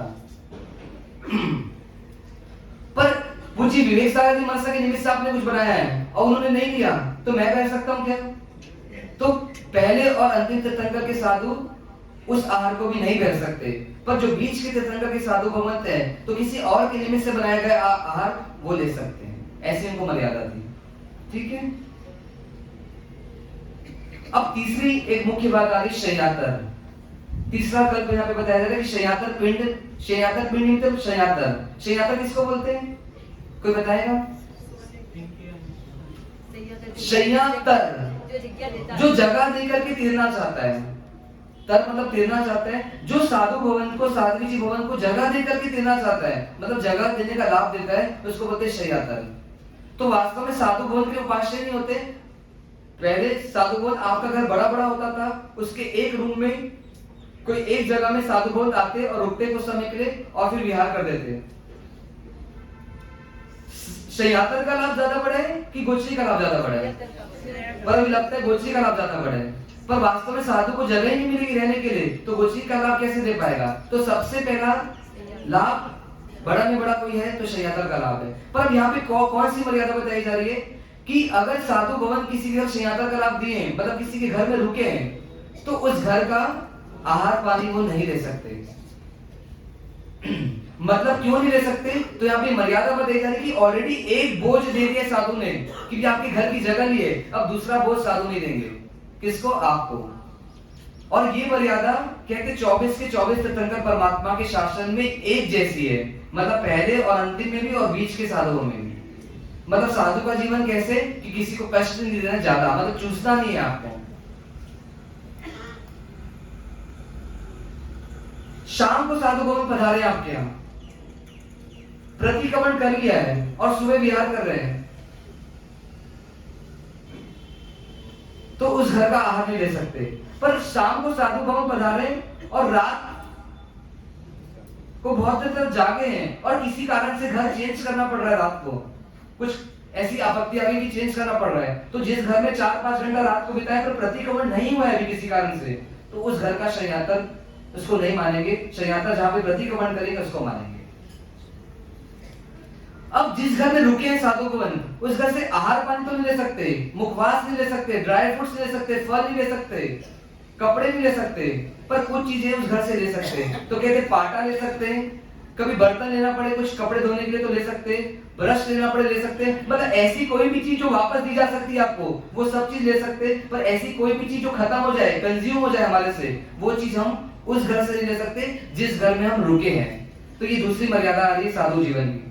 पर अभी वर्तमान खरतरगश परंपरा में क्या चल रहा है उसको भी हम देख लें। तो खरतरगश की परंपरा में वर्तमान में जहां भी साधु भवन जाते हैं, चाहे घर में चाहे उपाश्रम में, तो शुरू के 3 दिन शययातर कैसे होता है? तो सबसे पहले इंद्र महाराजा का शययातर होता है। इंद्र महाराजा क्योंकि उस जगह के मालिक हैं, वास्तव में देवी देवता के अंदर होती है जगह है सब, तो उन देवता को पहले शययातर बनाते हैं, फिर दूसरा शययातर राजा को बनाते हैं, और तीसरा शययातर नगर का जो सेठ है, मतलब नगर के जो बड़े लोग हैं, अध्यक्ष आदि पद पर संघ के, उनको बनाते हैं। तो 3 दिन तक इनका शययातर चलता है, फिर एक एक करके नगर में एक एक व्यक्ति को शययातर बना करके एक एक दिन निकालते हैं। और जिस दिन इनका शययातर करते हैं, जैसे अगर मैंने आज आपका शययातर किया, तो मैं आज आपके घर से गोचरी लूंगा, बाकी सबके घर से गोचरी ले सकता हूँ। फिर कल मैंने आपके घर से लिया शययातर, मतलब आज की व्यवस्था आपके घर से उपाश्रय की, तो फिर दूसरे घर से गोचरी लूंगा। तो ऐसे करके शययात्रा का नियम बनता है। अगर शययात्री की गोचरी आ गई कदाच, तो वो गोचरी वापरते नहीं है, या तो कोई दूसरा ग्रुप है अगर खतरगश में, उनको दे सकते हैं वो गोचरी, नहीं तो उस गोचरी को पलटना पड़ता है, उसको साधु भवन बैर नहीं सकते। ठीक है, ये हुई दूसरी मर्यादा। अब आ रहे तीसरी मर्यादा में, चौथी मर्यादा में राजपिंड। राजपिंड, इसमें क्या नियम बताया जा रहा है कि साधु भवन को अमीर के घरों से, आज के हिसाब से, पुराने जीवन में क्या बताया था, पुराने जमाने के हिसाब से राजाओं के घर से गोचरी नहीं लेना। किसको? साधु भवन को। क्यों नहीं लेना? राजा महाराजाओं के घर की गोचरी साधु भवन को बैरने के लिए मना किया गया, क्योंकि वो गोचरी कैसी होती है? रस युक्त होती है, उस गरिष्ठ होती है, उसमें भोजन में राग उत्पन्न हो सकता है, और साधु भवन प्रमाद करके स्वाध्याय से दूर हो सकते हैं। इसलिए साधु भवन को क्या बोला गया कि आप राजा के घर की गोचरी नहीं ले सकते। हेमचंद्राचार्य और कुमारपाल महाराजा दोनों कितने अच्छे गुरु शिष्य के रूप में जीवन जी रहे थे, पर कहते हैं पूरे हेमचंद्राचार्य जी के जीवन में उन्होंने कभी भी कुमारपाल महाराजा के घर का आहार पानी लिया ही नहीं, क्योंकि इस नियम के कायदे में वो राजपिंड ले नहीं सकते थे। ऐसा उदाहरण था शास्त्रों में कि कंड्रिक मुनि और कंड्रिक पुंडरिक दोनों भाई थे।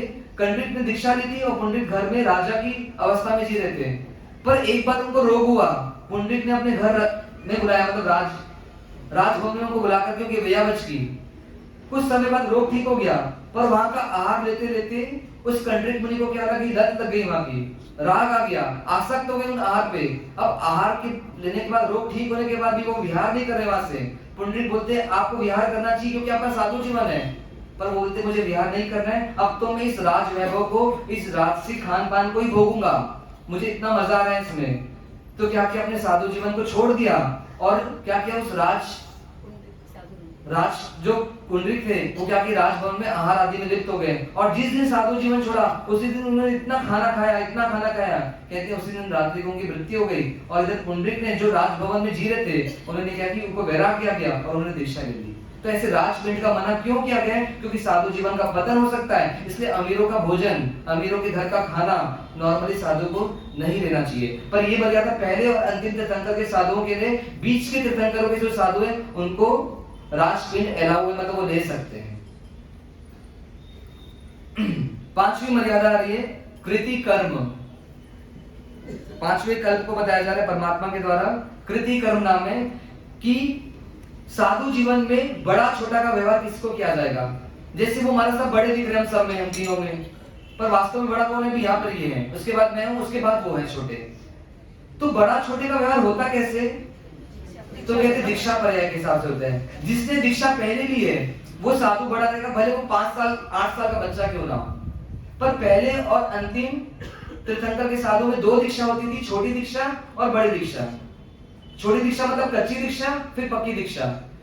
तो बड़ी दीक्षा जिस दिन हुई है, भले छोटी दीक्षा होगी 1 साल पहले और 1 साल के बाद बड़ी दीक्षा हो रही है, तो जिस समय बड़ी दीक्षा हुई वहां से जो बड़ा रहेगा उसको पहले बंधन किया जाएगा, और जिसकी बड़ी दीक्षा बाद में हुई है वो छोटा रहेगा, भले उसने छोटी दीक्षा पहले ले ली हो।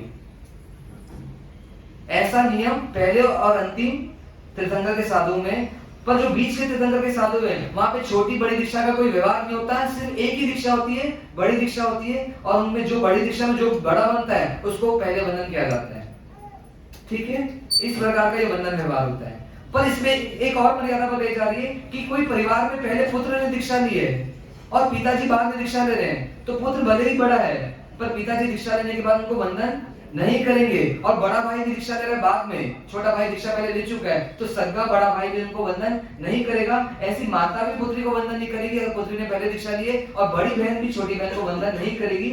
क्यों नहीं करती? क्योंकि पुत्र का जो उपकार दिया था पहले उसको दीक्षा देने का, वो उपकार को हमेशा दिमाग में रखे, उसके मन से वो विस्मृत ना हो, इसलिए इस उपकार को याद रख करके माता पिता कभी भी पुत्र को बंधन नहीं करेंगे। ऐसा नियम शास्त्रों में बताया गया।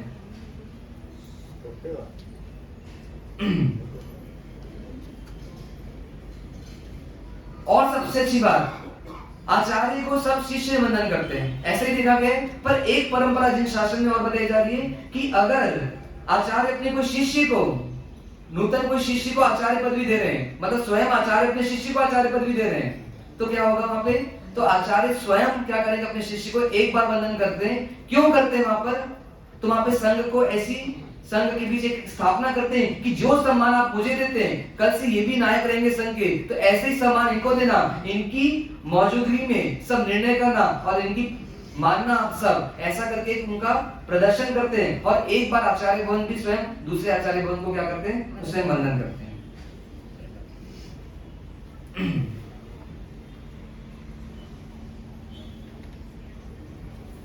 फिर अगला आ रहा है ज्येष्ठ कल्प। ज्येष्ठ कल्प। और एक और बात आ रही है कि अगर 100 साल की दीक्षा पर है कि कोई साध्वी जी भगवंत है, प्रवर्तनी पद में, महत्रा पद में, और आज का दीक्षित साधु है, 8 साल के साधु ने 8 दीक्षा ली है, और 100 साल की साध्वी जी की कई शिष्या हैं, तो भी वो 100 साल की साध्वी जी किसको वंदन करेगी? क्योंकि ये पुरुष प्रधान धर्म माना गया। ये ज्येष्ठ कल्प की बात हो रही है, पुरुष प्रधान परंपरा है, तो यहाँ पे पुरुष को प्रधान माना गया। तो साध्वी जी भगवंत जी किसको वंदन करेंगे? साध्वी जी साधु को, भले उन्होंने दीक्षा पहले ली है। तो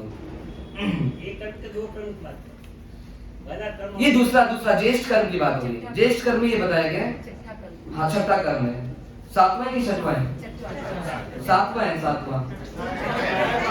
एक सेकंड, हाँ बीच में एक चीज छूट गया, पंच महाव्रत एक छूट गया था। 6वां कल्प आ रहा है पंच महाव्रत कि साधुओं को पहले और अंतिम तीर्थंकर के साधुओं को 5 महाव्रत दिए जाते हैं, और जो बीच के तीर्थंकर के साधु हैं उनको 4 महाव्रत होते हैं। ऐसा क्यों बोला गया? तो जो स्त्री मतलब ब्रह्मचर्य है, मतलब स्त्री को भी क्या बोला? परिग्रह बोल करके। जो बीच के तीर्थंकर के साधु होते हैं वो परिग्रह में इनको गिन लेते हैं, पर पहले और अंतिम तीर्थंकर के साधु को ब्रह्मचर्य का व्रत अलग से दिया जाता है। इसलिए परिग्रह व्रत और ब्रह्मचर्य ऐसे अलग होने की वजह से 5 महाव्रत दिए जाते हैं, और बीच के साधुओं को 4 महाव्रत दिए जाते हैं। ये छठा था। और 7वां है ज्येष्ठ कल्प। बड़ी दीक्षा और छोटी दीक्षा क्यों होती है? तो जब नए नए साधु आता है तो उससे बहुत सारी गलती होती है, उसको पात्रे पकड़ने नहीं आते, उसको गोची लाने नहीं आती, तो बार बार दोष लगाता है। उसको ट्रेनिंग के दौर पर छोटी दीक्षा दी जाती है, और एक बार पूरी ट्रेनिंग हो जाती है, उसके बाद क्या होता है? उसको महाव्रत उचलाए जाते हैं कि अब तुम परफेक्ट हो गए हो, अब तुम साधु जीवन में प्रवेश कर सकते हो। मतलब छोटी दीक्षा लेने के बाद भी ऐसे नॉर्मली ऑप्शन नहीं रहता, पर कोई छोटी दीक्षा को पार नहीं पाए और वो बड़ी दीक्षा के लायक नहीं है, तो उसको वापस गृहस्थ जीवन में भेजा जा सकता है। भेजते नहीं है नॉर्मली, पर भेजा जा सकता है। पर बड़ी दीक्षा लेने के बाद पंच महाव्रत उचल लिया उन्होंने, उसके बाद वो साधु जीवन में प्रवेश उनका वास्तव में हो जाता है। अब आ रही है अगली मर्यादा, प्रतिक्रमण। 8वां प्रतिक्रमण की मर्यादा बता रहे हैं 10 कल्पों में।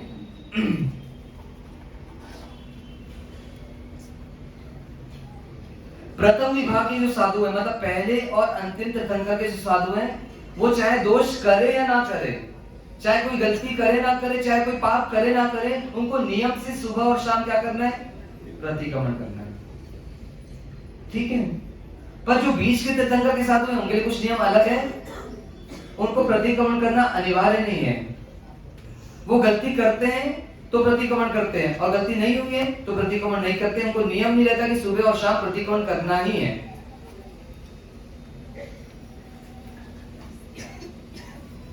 ये कौन सी मर्यादा हुई? 8वीं मर्यादा। कौन सा इजी है? बीच के तीर्थंकर में शासन में दीक्षा लेना बहुत इजी है, क्यों? इतने नियम कम है। ठीक है, देखते हैं आगे।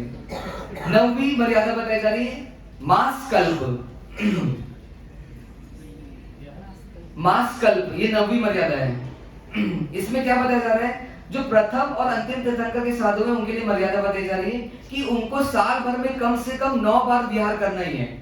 कैसे करना है 9 बार विहार? तो एक महीना एक स्थान में रुक करके विहार करना है। ऐसे 9 महीने का 9 बार विहार करना है, 8 महीने का 8 बार विहार करना है, और वो 4 महीना जब चातुर्मास आएगा उसका 1 बार विहार करना है। तो ऐसे 12 महीने को 2 बार में डिवाइड किया गया कि एक महीना में आप 8 बार विहार करो, और जब 4 महीने के आप स्थिर होने वाले हो तो उसका 1 विहार करना आप करके आपको 9 कल्पी विहार करना कंपलसरी है। पर फिर कुछ एक्सेप्शन दिया गया, मतलब कुछ अपवाद है कि कोई विशेष शासन प्रभावना हो रही है, या शरीर अनुकूल नहीं है, बीमार है, या कोई ज्ञान ध्यान में लगा है साधु, या कोई तप चल रहा है उसका विशेष, तो एक स्थान में 1 महीने 2 महीने 4 महीने 5 महीने साल भर भी वो रुक सकता है गुरु की आज्ञा से। और नहीं ऐसा कोई कारण तो एक स्थान में 1 महीने से ज्यादा उसको नहीं रुकना है। क्यों नहीं रुकना है? नहीं तो क्या हो जाएगा? वो चिपक जाएगा, फिर अहमदाबाद छोड़ेगा ही नहीं। शाही बात छूटेगी नहीं उससे। इसलिए क्या करोगे, 5 महीना जैसी कंप्लीट हो तुरंत क्या करो, ऐसे विहार करो, नहीं तो राग रंग क्या कर लेगा, साधु को घेर लेगा, फिर याद आएंगे सब पुराने लोग। इसलिए क्या करो, एक महीने में आप क्या करो, रुक करके विहार करो। ये किसकी व्यवस्था है, प्रथम और अंतिम साधुओं की। पर बीच के लिए कैसे, उन साधुओं के लिए ऐसा कोई निश्चित नहीं है, वो चाहे तो पूरा साल भर भी एक जगह रुक सकते हैं और चाहे तो वो विहार कर सकते हैं एक 2 दिन में भी। उनके लिए दोनों मर्यादा खुली है कि वो एक स्थान में भी रुक सकते हैं और चाहे तो वो विहार करके अलग अलग स्थानों में जा सकते हैं। अब एक अंतिम मर्यादा आ रही है जिसको बोलते हैं पर्यूषण कल्प, 10वीं मर्यादा है। शारीरिक अस्वस्थता के कारण तो रुक सकते हैं। हाँ लिखा है, मैंने बोला ना, अस आता है शरीर में तो रुक सकते हैं, कोई दिक्कत नहीं। असाता के कारण रुक सकते हैं, पढ़ाई आदि कर रहे हैं, कुछ ज्ञान विषय सीख रहे हैं, कोई शासन का काम कर रहे हैं तो उसमें रुक सकते हैं, कोई विशेष तप चल रहा है बहुत बड़ा और शरीर अभी साथ चलने के लायक नहीं है तो भी रुका जा सकता है, पर गुरु की आज्ञा से। और नहीं ऐसा कोई कारण है तो एक स्थान में 1 महीने से ज्यादा नहीं रुक करके विहार करना है। अब अगली लास्ट मर्यादा है पर्यूषण कल्प। क्या बताया जा रहा है यहाँ पे, ये पर्यूषण कल्प प्रथम और अंतिम तीर्थंकर के साधुओं के लिए तो विशेष मतलब नियम से इनको फॉलो करनी है। क्या नियम है उनके लिए, 2 तरीके का नियम चल रहा है, अभी वर्तमान में थोड़ा अलग चल रहा है। पहले के साधु जो थे उनके लिए बता रहे हैं, मतलब महावीर भगवान के जाने के बाद जो कुछ समय तक चला वो नियम क्या था कि संवत्सरी आते तक साधु भवन को क्या करना होता है, निश्चित करना होता है कि कहां पर चातुर्मास में रहना है। मतलब संवत्सरी आते तक विहार कर सकते हैं, संवत्सरी जिस दिन ठानेंगे मतलब प्रतिक्रमण जिस दिन करेंगे वहां से अगले 70 दिन तक साधु को एक स्थान में निश्चित तौर पर रुकना होता है। ये मर्यादा चल रही थी कुछ समय तक पहले, पर अब ये मर्यादा हट चुकी है। अभी वर्तमान में क्या नियम चल रहा है, तो प्रथम और अंतिम तीर्थंकर के साधुओं का जो अभी नियम चल रहा है वो ये है कि 4 महीने 120 दिन आपको क्या करना है, एक स्थान में रह करके आराधना साधना करनी है, स्वयं का भी हित करना है और साथ में संघ का भी हित करना है। मतलब संघ का भी हित हो और स्वयं का भी हित हो, ऐसी मर्यादा को लेकर के आपको जीना है। विहार करते करते आप एक स्थान में पहुंचो, वो स्थान अगर अनुकूल है चातुर्मास के लिए तो संघ से विनती करता है साधु। अभी आप लोग विनती करते हैं, अभी पूरी पद्धति चेंज हो गई। पहले संघ अभी क्या होता है, दौड़ दौड़ कर हमारे पास विनती करने आते हैं कि हमारे साथ चातुर्मास करो, पर ऐसी व्यवस्था नहीं थी। पहले साधु स्वयं विनती करता था संघ से कि हमको आपके संघ में चातुर्मास करना है, अगर आप अलाउ करें तो हम यहाँ पे रुकेंगे 4 महीना और अपनी साधना आराधना भी करेंगे और संघ को भी सहयोग करेंगे आगे बढ़ाने में। ऐसी मर्यादा थी। पर अभी ये मर्यादा में क्या हो गया, क्योंकि साधु की डिमांड बहुत बढ़ गई है, क्योंकि साधु बहुत कम है और पाप करने वाले बहुत ज्यादा है, इसलिए क्या करते हैं संघ और साधु को बुलाता है। ठीक है, पर जो बीच के तीर्थंकर के साधु हैं उनके ऐसा कोई नियम नहीं है, वो संवत्सरी प्रतिक्रमण करके दूसरे दिन तुरंत विहार भी कर सकते हैं। उनको जब चाहे उसको 4 महीना रुकना उनको एक जगह जरूरी नहीं है, चातुर्मास करना उनके लिए कोई नियम नहीं होता, वो एक स्थान में रह भी सकते हैं और चाहे तो विहार करके कहीं आगे पीछे जा सकते हैं। तो ऐसा ही क्या है 10 प्रकार का कल्प, जो कल्प सूत्र में सबसे पहले बताया गया है। ये भरत क्षेत्र में 24 तीर्थंकर हैं, एरावत क्षेत्र में भी 24 तीर्थंकर होते हैं और महाविद्य क्षेत्र में भी तीर्थंकर होते हैं 20 विहरमान। इन जितने भी साधु हैं उन सबको ये मर्यादा लगती है। पर क्वेश्चन उठता है कि पहले और अंतिम तीर्थंकर के लिए इतनी छूट है, छूट में लूट हो रही है, और बीच के पहले और अंतिम तीर्थंकर को बहुत स्ट्रिक्टनेस से रखा जा रहा है, बहुत टाइट रखा जा रहा है, और बीच के तीर्थंकर के साधु को बहुत छूट दी जा रही है। तो ये नाइंसाफी नहीं है, पार्शियलिटी नहीं है। हम भी तो सरल हैं, नहीं है सरल, फिर आप क्यों बोलते गाने गाते हो जब सरल हो बहुत। मतलब पहले तीर्थंकर के साधु के लिए नियम इतना कठिन क्यों, अंतिम तीर्थंकर के नियम इतना कठिन क्यों, आप ये खा नहीं सकते, यहाँ नहीं जा सकते, ये नहीं कर सकते, वो नहीं कर सकते, और बीच के साधु को इतना फ्लेक्सिबल सिस्टम क्यों दिया गया है, ये पक्षपात नहीं लगता क्या। तो वास्तव में आचार्य भवन हमसे भी बहुत आगे है, हम 1.5 अक्का लगाते हैं, वो बहुत अक्ल मानते हैं। जैसे कोई बच्चा है केजी क्लास में और उसी का भाई स्कूल में और उसका एक और बड़ा भाई कॉलेज में, 3 सगे भाई हैं। केजी क्लास वाला बच्चा क्या बोलते हैं, मम्मी आप लोग रोज एक ही ड्रेस पहना करके भेजते हो। वो बड़े भैया भी तो कॉलेज जाते हैं, उनको तो अलग अलग ड्रेस पहनने को मिलता है, और वो तो कभी 8 बजे आते हैं, कभी 9 बजे आते हैं, मुझे तो रोज 7:30 बजे आना पड़ता है, तो मेरे साथ ऐसा क्यों कर रहे हैं। तो मम्मी क्या बोलेगी उसकी, हाँ यूनिफॉर्म उसके लिए क्यों है, कॉलेज में क्यों नहीं है तो यूनिफॉर्म। हाँ मतलब क्या है, जो जितना अपरिपक्व रहेगा, जो जितना इमेच्योर रहेगा, उसको ज्यादा अनुशासन देना पड़ेगा। आपका छोटा बच्चा ज्यादा तंग करता है, उसको ज्यादा स्ट्रिक्ट करना पड़ता है, फिर जैसे जैसे बड़ा हो जाता है उसको अपन थोड़ा ढीला छोड़ देते हैं, चलो भैया अब ये मैच्योर हो गया। ऐसी अंतिम और प्रथम तीर्थंकर के साधु कैसे हैं? वो क्या है वो तो मालूम नहीं, पर वो बहुत कैसे इमेच्योर है, मतलब कैसे अपरिपक्व है, इसलिए उनको ज्यादा नियम रखना पड़ता है। तो यहाँ पे अब शास्त्रों में आगे वर्णन आ रहा है कि 3 तरह की क्वालिटी बताई इन साधुओं की, कि प्रथम तीर्थंकर के साधु कैसे थे, बीच के तीर्थंकर के साधु कैसे थे, और अंतिम तीर्थंकर मतलब महावीर स्वामी के शासन के साधु कैसे हैं, उसको हमको उदाहरण से समझना है। अपन चलते आदिनाथ परमात्मा के समय के साधुओं की। आदिनाथ परमात्मा तो तीर्थंकर थे, वो अच्छा में अच्छा देते थे, उनमें तो कोई कमी नहीं थी, इसलिए उनको छोड़ दो। अब उनके साधुओं की बात करते हैं। मानो उनके साधु कहां पधारे? अहमदाबाद पधारे। उस समय काल में पहुंच जाओ, बहुत पुराने, टाइम मशीन से उधर चले जाओ। उनके साधु कहां पधारे? अहमदाबाद नगर में पधारे, शाही बाग में रुके हुए। अब उनके जो साधु के जो लीडर थे, आचार्य भवन थे उस समय के, उन्होंने क्या किया? अपने शिष्य को संग में आए, उनको क्या बोला? गोलची लेने के लिए जाओ। मतलब गोलची तो लेनी पड़ेगी ना, खाना पड़ेगा कुछ ना कुछ तो शिष्य को क्या बोलना चाहिए? क्या बोलना चाहिए? जैसे आप क्या बोलते, सासू जी कोई काम बोलते तो जी मम्मी जी, तो ऐसे शिष्य को क्या बोलना चाहिए?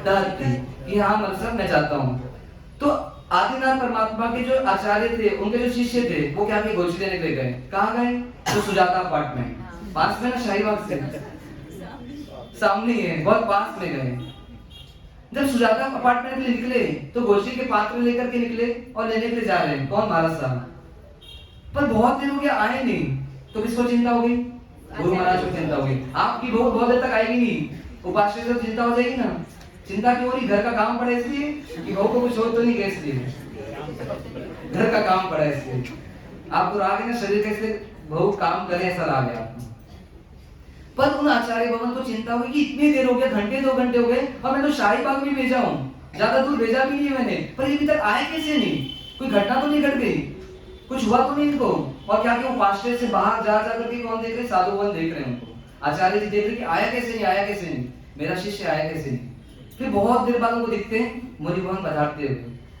मुनि भवन आते हैं, उनसे क्या करते हैं? उनके पात्रे वात्रे लेते हैं, थोड़ा उनको रिलैक्स करते हैं। फिर पात्रे वात्रे रखते हैं, उनको पानी वानी पिलाते थोड़ा, कि भैया 1 घंटा हो गया, बहुत देर से है तो पानी पिला दो। फिर पूछते हैं, हे मुनिराज, तुम गोलची के लिए गए थे, बहुत पास गए थे, तो तुम आने में इतना लेट क्यों हो गए? कुछ हो गया था क्या? तो महाराज साहब ज्यादा तो कुछ नहीं हुआ, पर जब मैं सुजाता फ्लैट्स जा रहा था गोलची लेने, तो रास्ते में थोड़ी भीड़ जमी हुई थी, थोड़े लोग जमे हुए थे। मैं देखा कि वहां पे क्यों जमी हुई भीड़, तो मैं देखने गया तो वहां कुछ चल रहा था। क्या चल रहा था? तो वहां पे कोई नाच रहा था, नट नाच रहा था। उस जमाने में नट मिलते थे, नट नाच रहा था। तो मैंने सोचा ये नाच रहा है तो मैं थोड़ा देख लूं, इसमें कोई दोष तो है नहीं, ना कोई पृथ्वी का मर रहा है, ना कोई अप का मर रहा है, ना तेज का मर रहा है, ना कोई वायु का मर रहा है, ना कोई त्रस का मर रहा है। तो मैं थोड़ा देख लेता हूं, क्योंकि सब देख रहे तो मैं भी देख लिया। सुस्ता देखने को मिल रहा है, मेरी वजह से तो नहीं नाच रहा था, वो नाच रहा था इसलिए मैंने देख लिया। इसलिए क्या हुआ, थोड़ा लेट हो गया गोलची जाने में। गुरु महाराज बोले, अरे बाप रे, क्या किया तुमने? अरे अपन साधु है, साधु, संसार का नाच देख करके तो यहाँ पे आए, वापस संसार का नाच कैसे देख सकते हो तुम? तो बोले ठीक है गुरु महाराज, मुझे पता नहीं था, मैं अगली बार से क्या करूंगा? नहीं देखूंगा। आपने बोला है मैं नट का नाच नहीं देखूंगा, ठीक है बोले, मान गया। मतलब उनको समझाए और उन्होंने क्या किया? एक्सेप्ट कर लिया। आप भी एक्सेप्ट कर लेते हो, आपकी कोई गलती समझाता है आप एक्सेप्ट कर लेते हो, ऐसी हो गई थी। अब क्या हुआ, कुछ समय के बाद फिर गोलची जाने का हुआ, और इस बार कहाँ गए? ऋषि का अपार्टमेंट, ये बोले ऋषि का अपार्टमेंट दे रहे। तो इस बार साधु भवन को कहाँ भेजा? वही मुनिराज को वापस भेजा हफ्ते दिन बाद ऋषिका में। अब मुनिराज वापस जा रहे हैं, फिर 1-1.5 घंटा हो गया, अभी तक आए नहीं। फिर मुनिराज को चिंता हो गई, किसको? आचार्य जी को, कैसे हो गया, क्या हो गया, क्यों नहीं आ रहे अभी तक, दिक्कत क्या आ गई? फिर बहुत देर बाद जब आए वापस तो पूछा भैया आज क्यों लेट हो गया, आज क्या हो गया? तो बोले आज तुम्हें से कोई गलती नहीं हुई है। तो बोले इतना लेट क्यों हुए तुम? तो बोले आपने नट का नाच देखने मना किया था, वो तो मैंने देखा ही नहीं बिल्कुल महाराज साहब, पर आज मैंने वहां पे नटनी नाच रही थी और लोग भीड़ खड़े करके देख रहे थे, तो मैंने कहा कि मैंने नटनी का देख लिया नाच, क्योंकि आपने नटनी का तो मना किया नहीं था। अरे भाई, अरे नट का मना किया मतलब नटनी का तो देखना ही नहीं है, तुमने गलती की है, तुमसे पाप हुआ, इसका प्रतिक्रमण करना। वो मुझे तो पता ही नहीं था, आपने आज मुझे बोल दिया, मैं शामिल पड़ा हूं, मैं क्या करूंगा, अगली बार से ये भी नहीं देखूंगा। और ऐसा करके क्या हुई, बात वहीं समाप्त हो गई। सोचो इतनी सी बात समाप्त हो गई, पर आपके घर में कोई प्रसंग उठता है तो कितनी लंबी चर्चा चलती है, कितना तू में होता है, कितनी बहसबाजी होती है, फिर किसी को मीडिएटर के रूप में बुलाना पड़ता है, तब जाकर के बात सॉल्व होती है। पर उन साधुगण कैसे थे? तो कहते हैं वो ऋजु थे और जड़ बुद्धि के थे। मतलब सरल तो थे पर बुद्धि नहीं थी, पर समझाने पर समझ जाते थे, समझाते एक्सेप्ट हो जाती बात। ऐसे वो साधु थे, आपकी जैसे बिल्कुल एकदम जलेबी की तरह सरल। अब आ जाओ वापस टाइम मशीन में बैठ करके वापस कहाँ जाओ, वर्तमान में आ जाओ। अब महावीर के साधुओं को देखते हैं। अब मेरे जैसे साधुओं की बात हो रही है, किसकी? मेरी बात हो रही मानो। अब मेरे गुरु महाराज भी कहाँ है? इस बार वापस शाही बाग में आए, घूमते घूमते गिरनार से पालीताना होते हुए कहाँ है? शाही बाग है। हमारा सब लोग प्रश्न सागर जी, बहुत भूख लग रही है, गोची लेकर आओ। जाना कहाँ है इस बार? कहाँ जाना है? अलीगंज नगर। महाराज साहब ने बोला उस्मानपुरा जाओ। तो मैं क्या बोला महाराज साहब को, मतलब इतना दूर भेज रहे हो मेरे को, आज बिहार करके आए, इतनी दूर मुझे भेज रहे हो, और आपको मैं ही दिखता हूँ क्या? हमारे 10-12 हैं, विवेक सागर जी भी हैं, उनको भेजो, मुझे क्यों भेज रहे हो? आपको मेरे से बहुत दुश्मनी है क्या? फिर दूसरे महाराज साहब ने चले जाओ भैया, ज्यादा महाराज साहब से लड़ मत, बुजुर्ग महाराज साहब है, चले जाओ। गुरु महाराज से लड़ते हैं क्या? कोई देखेगा क्या बोलेगा? अरे थोड़ी तो इज्जत रख, मेरे को समझा रहे हैं। कौन? विवेक सागर जी महाराज। चलो ठीक है, उनके कहने से मैं कहते गया। कहाँ गया? उस्मानपुरा। महाराज साहब बोले देख जल्दी जाना और जल्दी आ जाना। भाई तो दूर भेज रहे हो आप, फिर वो तो जल्दी भी आ जाना, ऐसे कैसे होगा? टाइम तो लगेगा, कोई गाड़ी से थोड़ा जाऊंगा। कौन बोल रहे हैं? प्रशांत सागर जी बोल रहे हैं। किसको? गुरु महाराज को ऐसे बोल रहे हैं। अब जा रहे हैं उस्मानपुरा। अब उस्मानपुरा गए, कौन है उस्मानपुरा वाला? एक दिन हाथ तो खड़े करो। हाँ कौन सा? अब आपके घर आ रहे हैं भूपा जी। हाँ वही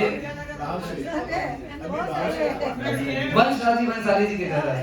अब वंशराजी क्या की जो बहुएं हैं, अब हम उनके घर पहुंचे। ओह मां साहब आप आने वाले थे, आपको पता ही नहीं था? पहले से बताना तो चाहिए था। वो बिहार से बोले नरपत फोन ही नहीं किया हमको। ऐसा होता है कि कभी? हमेशा तो मास्टर बता के आते हैं। मतलब कोई दिक्कत नहीं, मास्टर प्लीज 10 मिनट वेट कीजिए, 10 मिनट में सब रेडी कर देती हूँ। ठीक है मास्टर, ठीक है वेट करता है। इतनी दूर आए तो भैया जाएंगे कैसे? कुछ तो कुछ लेके तो जाना पड़ेगा। तो मास्टर क्या किए, उन घर में बहुत बड़ा घर है इनका वंशराज जी का, वहां पे जाकर कोई देख रहे कोई जगह जहाँ पे वो क्या किया अपने आप को खड़े। हमारे सब देख रहे एसी चल रही है, मतलब प्रशंसा कर, मतलब मैं खुद देख रहा हूँ, मेरी वजह से नहीं चल रही, पहले से चालू है। लाइट चल रही पहले से चालू है, मुझे कोई दिक्कत नहीं है क्योंकि मेरी वजह से चालू नहीं है। तो मैं क्या बड़े ठंडी ठंडी हवा में खड़े हो गया। अब वो लेडीज जो थी, मतलब उनकी बहू जो थी, पूरी मार्सा मैं ये बना रही हूँ, मैं केले के कोफ्ता बना रही हूँ, मैं केले का पराठा बना रही हूँ, मैं ये सब्जी बना रही हूँ, आपको सब चलता है? हाँ कोई दिक्कत नहीं, बनाओ बनाओ बनाओ। ऐसा कौन बोले? महाराज साहब बोल रहे हैं। और उधर टीवी चल रही थी। क्या चल रही थी? टीवी। उसमें किसका नाच चल रहा था? हीरो का नाच चल रहा था। नट तो आज चले गए जमाने से, अब वो हीरो आ गए, अक्षय कुमार नाच रहे थे। अब महाराज साहब देख रहे टीवी में मेरी वजह से नहीं चल रही है, वो बच्चा देख रहा है इसलिए टीवी चल रही है, क्योंकि सुस्ता चल रहा है, मतलब मैं तो कुछ बोला नहीं हूँ। अब टीवी चल रही, महाराज साहब खड़े हो गए वहां पे। वो लेडीज जब तक तैयारी करी उधर, इधर महाराज साहब क्या हो गए? खड़े हो गए। फिर लेडीज ने आवाज लगी, महाराज साहब चटनी बनाओ क्या? महाराज साहब आप बना दो, कोई दिक्कत नहीं। आपको चलती है? हाँ सब चलती है, आप जो बनाओगे चलेगी। और ऐसा करके महाराज साहब बनवा, सब खड़े हैं। महाराज साहब क्या करें? 10 मिनट 15 मिनट 20 मिनट खड़े हैं। बहू आती बोलती तुम्हारे से बोलती रेडी आप आइए, बस 10 मिनट की, बस हीरो का डांस सिर्फ 10 मिनट रुक जाओ। फिर ऐसा करके महाराज साहब देखते देखते आधी पौन घंटा लगा दिए। एक गाना खत्म हुआ, दूसरा गाना भी देखने लगते हैं, और उसके बाद फिर उनके चौके में गोचरी बहरी, और उसके बाद महाराज साहब कहाँ रहे? वो फास्ट है, बहुत पसीने से लथपथ है। सब देख रहे हैं, बोले महाराज साहब बाप रे कितने त्यागी हैं, कितने त्यागी हैं प्रशांत सागर जी, कितनी मेहनत करके आ रहे हैं, कितनी गोचरी दूर दूर से गोचरी ला रहे हैं। पर गुरु महाराज को टेंशन हो रही है। उस्मानपुरा भेजा था, भले 3 4 5 किलोमीटर है, पर 2 घंटे लगते हैं कोई? ऐसा तो कभी हुआ नहीं। पिछली बार विवेक सागर जी में सब गए थे, पौन घंटे में आ गए। ये प्रशांत सागर जी को हुआ क्या है? तो क्या किया, वो आए, हमारे सब बहुत गुस्से में, पर बोले अभी गुस्सा निकालो ना, कि प्रशांत सागर जी तो ऐसी बहुत तेज कर रहा है, क्या करेंगे, मेरे ऊपर उफन जाएंगे। क्या किया, आए, उनसे गोश्ती ली, उनको धीरे से रूम में ले गए, शाही बाग के कमरे में उपाश्रय के, उनका कुर्सी रखवाई, पानी वानी इनको पिलाया। सोचो गुरु शिष्य को पानी पिला रहे हैं, ऐसा भी दिन देखा कभी आपने? ऐसे दिन आ गए कि गुरु क्या बोले, शिष्य को पानी लेकर आए। और फिर पूछा, प्रशांत सागर जी बहुत गीले तो हो गए आप पसीने से, पर क्या हुआ, आप लेट क्यों हो गए? ये भी कोई पूछने की बात है हमारे साथ? अब दूर गए तो थोड़ी लेट तो होगा ना। आप गोचरी को देखो, गोचरी को बांटो सबको, मुझसे ये सब सवाल जवाब मत करो। पर नहीं, सच सच बताओ, किसी और से पता चलेगा तो बहुत बड़ी सजा मिलेगी तुमको। तुम सही से बताओ, तुम क्या कर रहे थे वहां पे? इतनी आखिरी में लेटी क्यों हो? इतना क्या गलती हो गई तुमसे? क्या बोलेंगे प्रशांत सागर जी कि मैं कुछ नहीं था, मैं तो गया था, टाइम से पहुंच गया था वंशराज जी के यहाँ। अब इतने बड़े श्रावक हैं और उनके घर में गोचरी बनी थी, तो मैं क्या करूं? खा लिया था, फिर आप कहीं और भेजते, इसलिए मैं वहीं खड़े रह गया। खड़े रहकर कर क्या रहे थे तुम? मैं कुछ नहीं कर रहा था, मैं तो सिर्फ खड़ा था। नहीं, सही से बोलो, क्या कर रहे थे तुम? तो ज्यादा कुछ नहीं, टीवी चल रही थी, अब कुछ ना कुछ तो देखना है, तो मैं टीवी को देख रहा था। क्या देख रहे थे उसमें? तो हीरो का डांस देख रहा था। तुमको दीक्षा ली 5 साल हो गया, तुमको इतना भी नहीं पता कि हीरो का डांस दे सकते? क्या बोले प्रशांत सागर जी? दीक्षा ली थी, आपने कब बताया था ऐसा कि हीरो का डांस नहीं दे सकते? लिख के दिया था क्या जब करीबी मंत्र चढ़ा रहे थे? ऐसा कुछ बोला नहीं था आपने, मुझे तो पता ही नहीं था नहीं देख सकते। आज आप बोल रहे हो, कल से ध्यान रखूंगा। ठीक है भैया, गुरु ने क्या किया, हाथ जोड़ लिया ऐसे। दोनों हाथ जोड़ते हैं हमेशा, कोई अच्छा काम करते हैं तो भी हाथ जोड़ते हैं, और जब एकदम से तंग हो जाते हैं तो भी क्या करते हैं, हाथ जोड़ते हैं। ऐसे गुरु ने भी क्या किया, प्रशांत सागर जी से हाथ जोड़ लिया। इनको समझाना मतलब क्या है, बीन बजाने के जैसा काम है, माता फोड़ी का काम है। चलो ये गोचरी करो, अपने काम में लगो। फिर गुरु को लगा, शिष्य को लगा कि यार गुरु को मैंने गलत बोला, ठीक है मास्टर, मैं आगे से हीरो का डांस बिल्कुल नहीं देखूंगा। चलो ठीक है, कोई दिक्कत नहीं, एक बार गलती की प्रायश्चित कर लेना। फिर अगली बार वापस कुछ समय के बाद भेजा, मास्टर ने कहा उनको पार्टी भेजा इस बार। फिर गए, फिर बहुत समय के बाद आए, फिर गुरु महाराज ने पूछा अब क्या गलती हो गई थी? तो बोलते वही बात है, बरसात से श्रावक जागृत नहीं है, टाइम से गोचरी बनती नहीं है, खड़े रहना पड़ता है नौकर की तरह वहां पे। तो तुम खड़े रहकर कर रहे थे, माला फेर रहे थे? तो माला तो लेके नहीं गया था मास्टर, सो गाता फेर रहे थे, गाता वाता तो होती नहीं वहां पे। तो ना टीवी चल रही थी, पर आपकी बात भी पूरी फॉलो किया आपने। हीरो का डांस देखने मना किया, इस बार हीरोइन का डांस देखा। तो बोले जब लड़की को नहीं देख सकते अपन, संसार में कोई भी राग की चीज में लड़कों को नहीं देख सकते, तो लड़की को कैसे देख सकते? तुमने ऐसा कैसा किया? उसकी बहुत बड़ी सजा मिलेगी तुमको। तो जिस दिन आपने मेरे को हीरो का डांस देखने मना किया था, आप उस दिन मना नहीं कर सकते थे? ऐसे तर्क वितर्क कौन कर रहे हैं? प्रशांत सागर जी कर रहे हैं। मतलब महाराज साहब कैसे कर रहे हैं? गुरु से कर रहे हैं। और इस तर्क वितर्क के कारण क्या हो रहा है, आज के जमाने में एक शिष्य सुशिष्य नहीं बन पा रहे हैं। भले हमको हंसी आ रही है, भले मजा आ रहा है हम सबको, पर वास्तविकता क्या बता रही है कि इतने नियम की पाबंदी क्यों लगानी पड़ रही है? क्योंकि आज का शिष्य कैसा हो गया है, कहते हैं जड़ और वक्र हो गया है। वक्र मतलब तर्क लगाने वाला हो गया है, वो तर्क लगाने वाला हो गया है, जिज्ञासा नहीं करता, तर्क करता है। मतलब गुरु महाराज को नीचा दिखाना चाहता है। कहते हैं जब तक ये वक्रता रहेगी इस जीव में, इसका मोक्ष नहीं होगा। इसलिए आज इस पंचम काल में मोक्ष मार्ग का लोप हो चुका है। जम्मू स्वामी ने मोक्ष मार्ग को बंदी किया है, हमारी वक्रता ने। एक शिष्य को शिष्य बनने नहीं देगी वक्रता कि मैं ही सही हूं, गुरु भी मेरे सामने कुछ नहीं है। गुरु ने दीक्षा देकर कोई एहसान नहीं किया है, मैंने दीक्षा ली है, गुरु ने क्या किया है? ऐसी वक्रता शिष्य में आ गई है, और उस वजह से मोक्ष मार्ग की तरक्की क्या हुई, रुक गई है। इसलिए क्या करें, बहुत सारे नियम को ला करके उसको स्थिर करना पड़ रहा है। इससे पहले और अंतिम समय के साधुओं के लिए नियम थोड़े कड़क हैं, और बीच के साधु कैसे थे, सरल भी थे और ज्ञानी भी थे। इसलिए उनको वो समझदार थे, इसलिए उनको बहुत ज्यादा पाबंदी में लाना नहीं पड़ता था, और वो अनुशासन में ही रहते थे।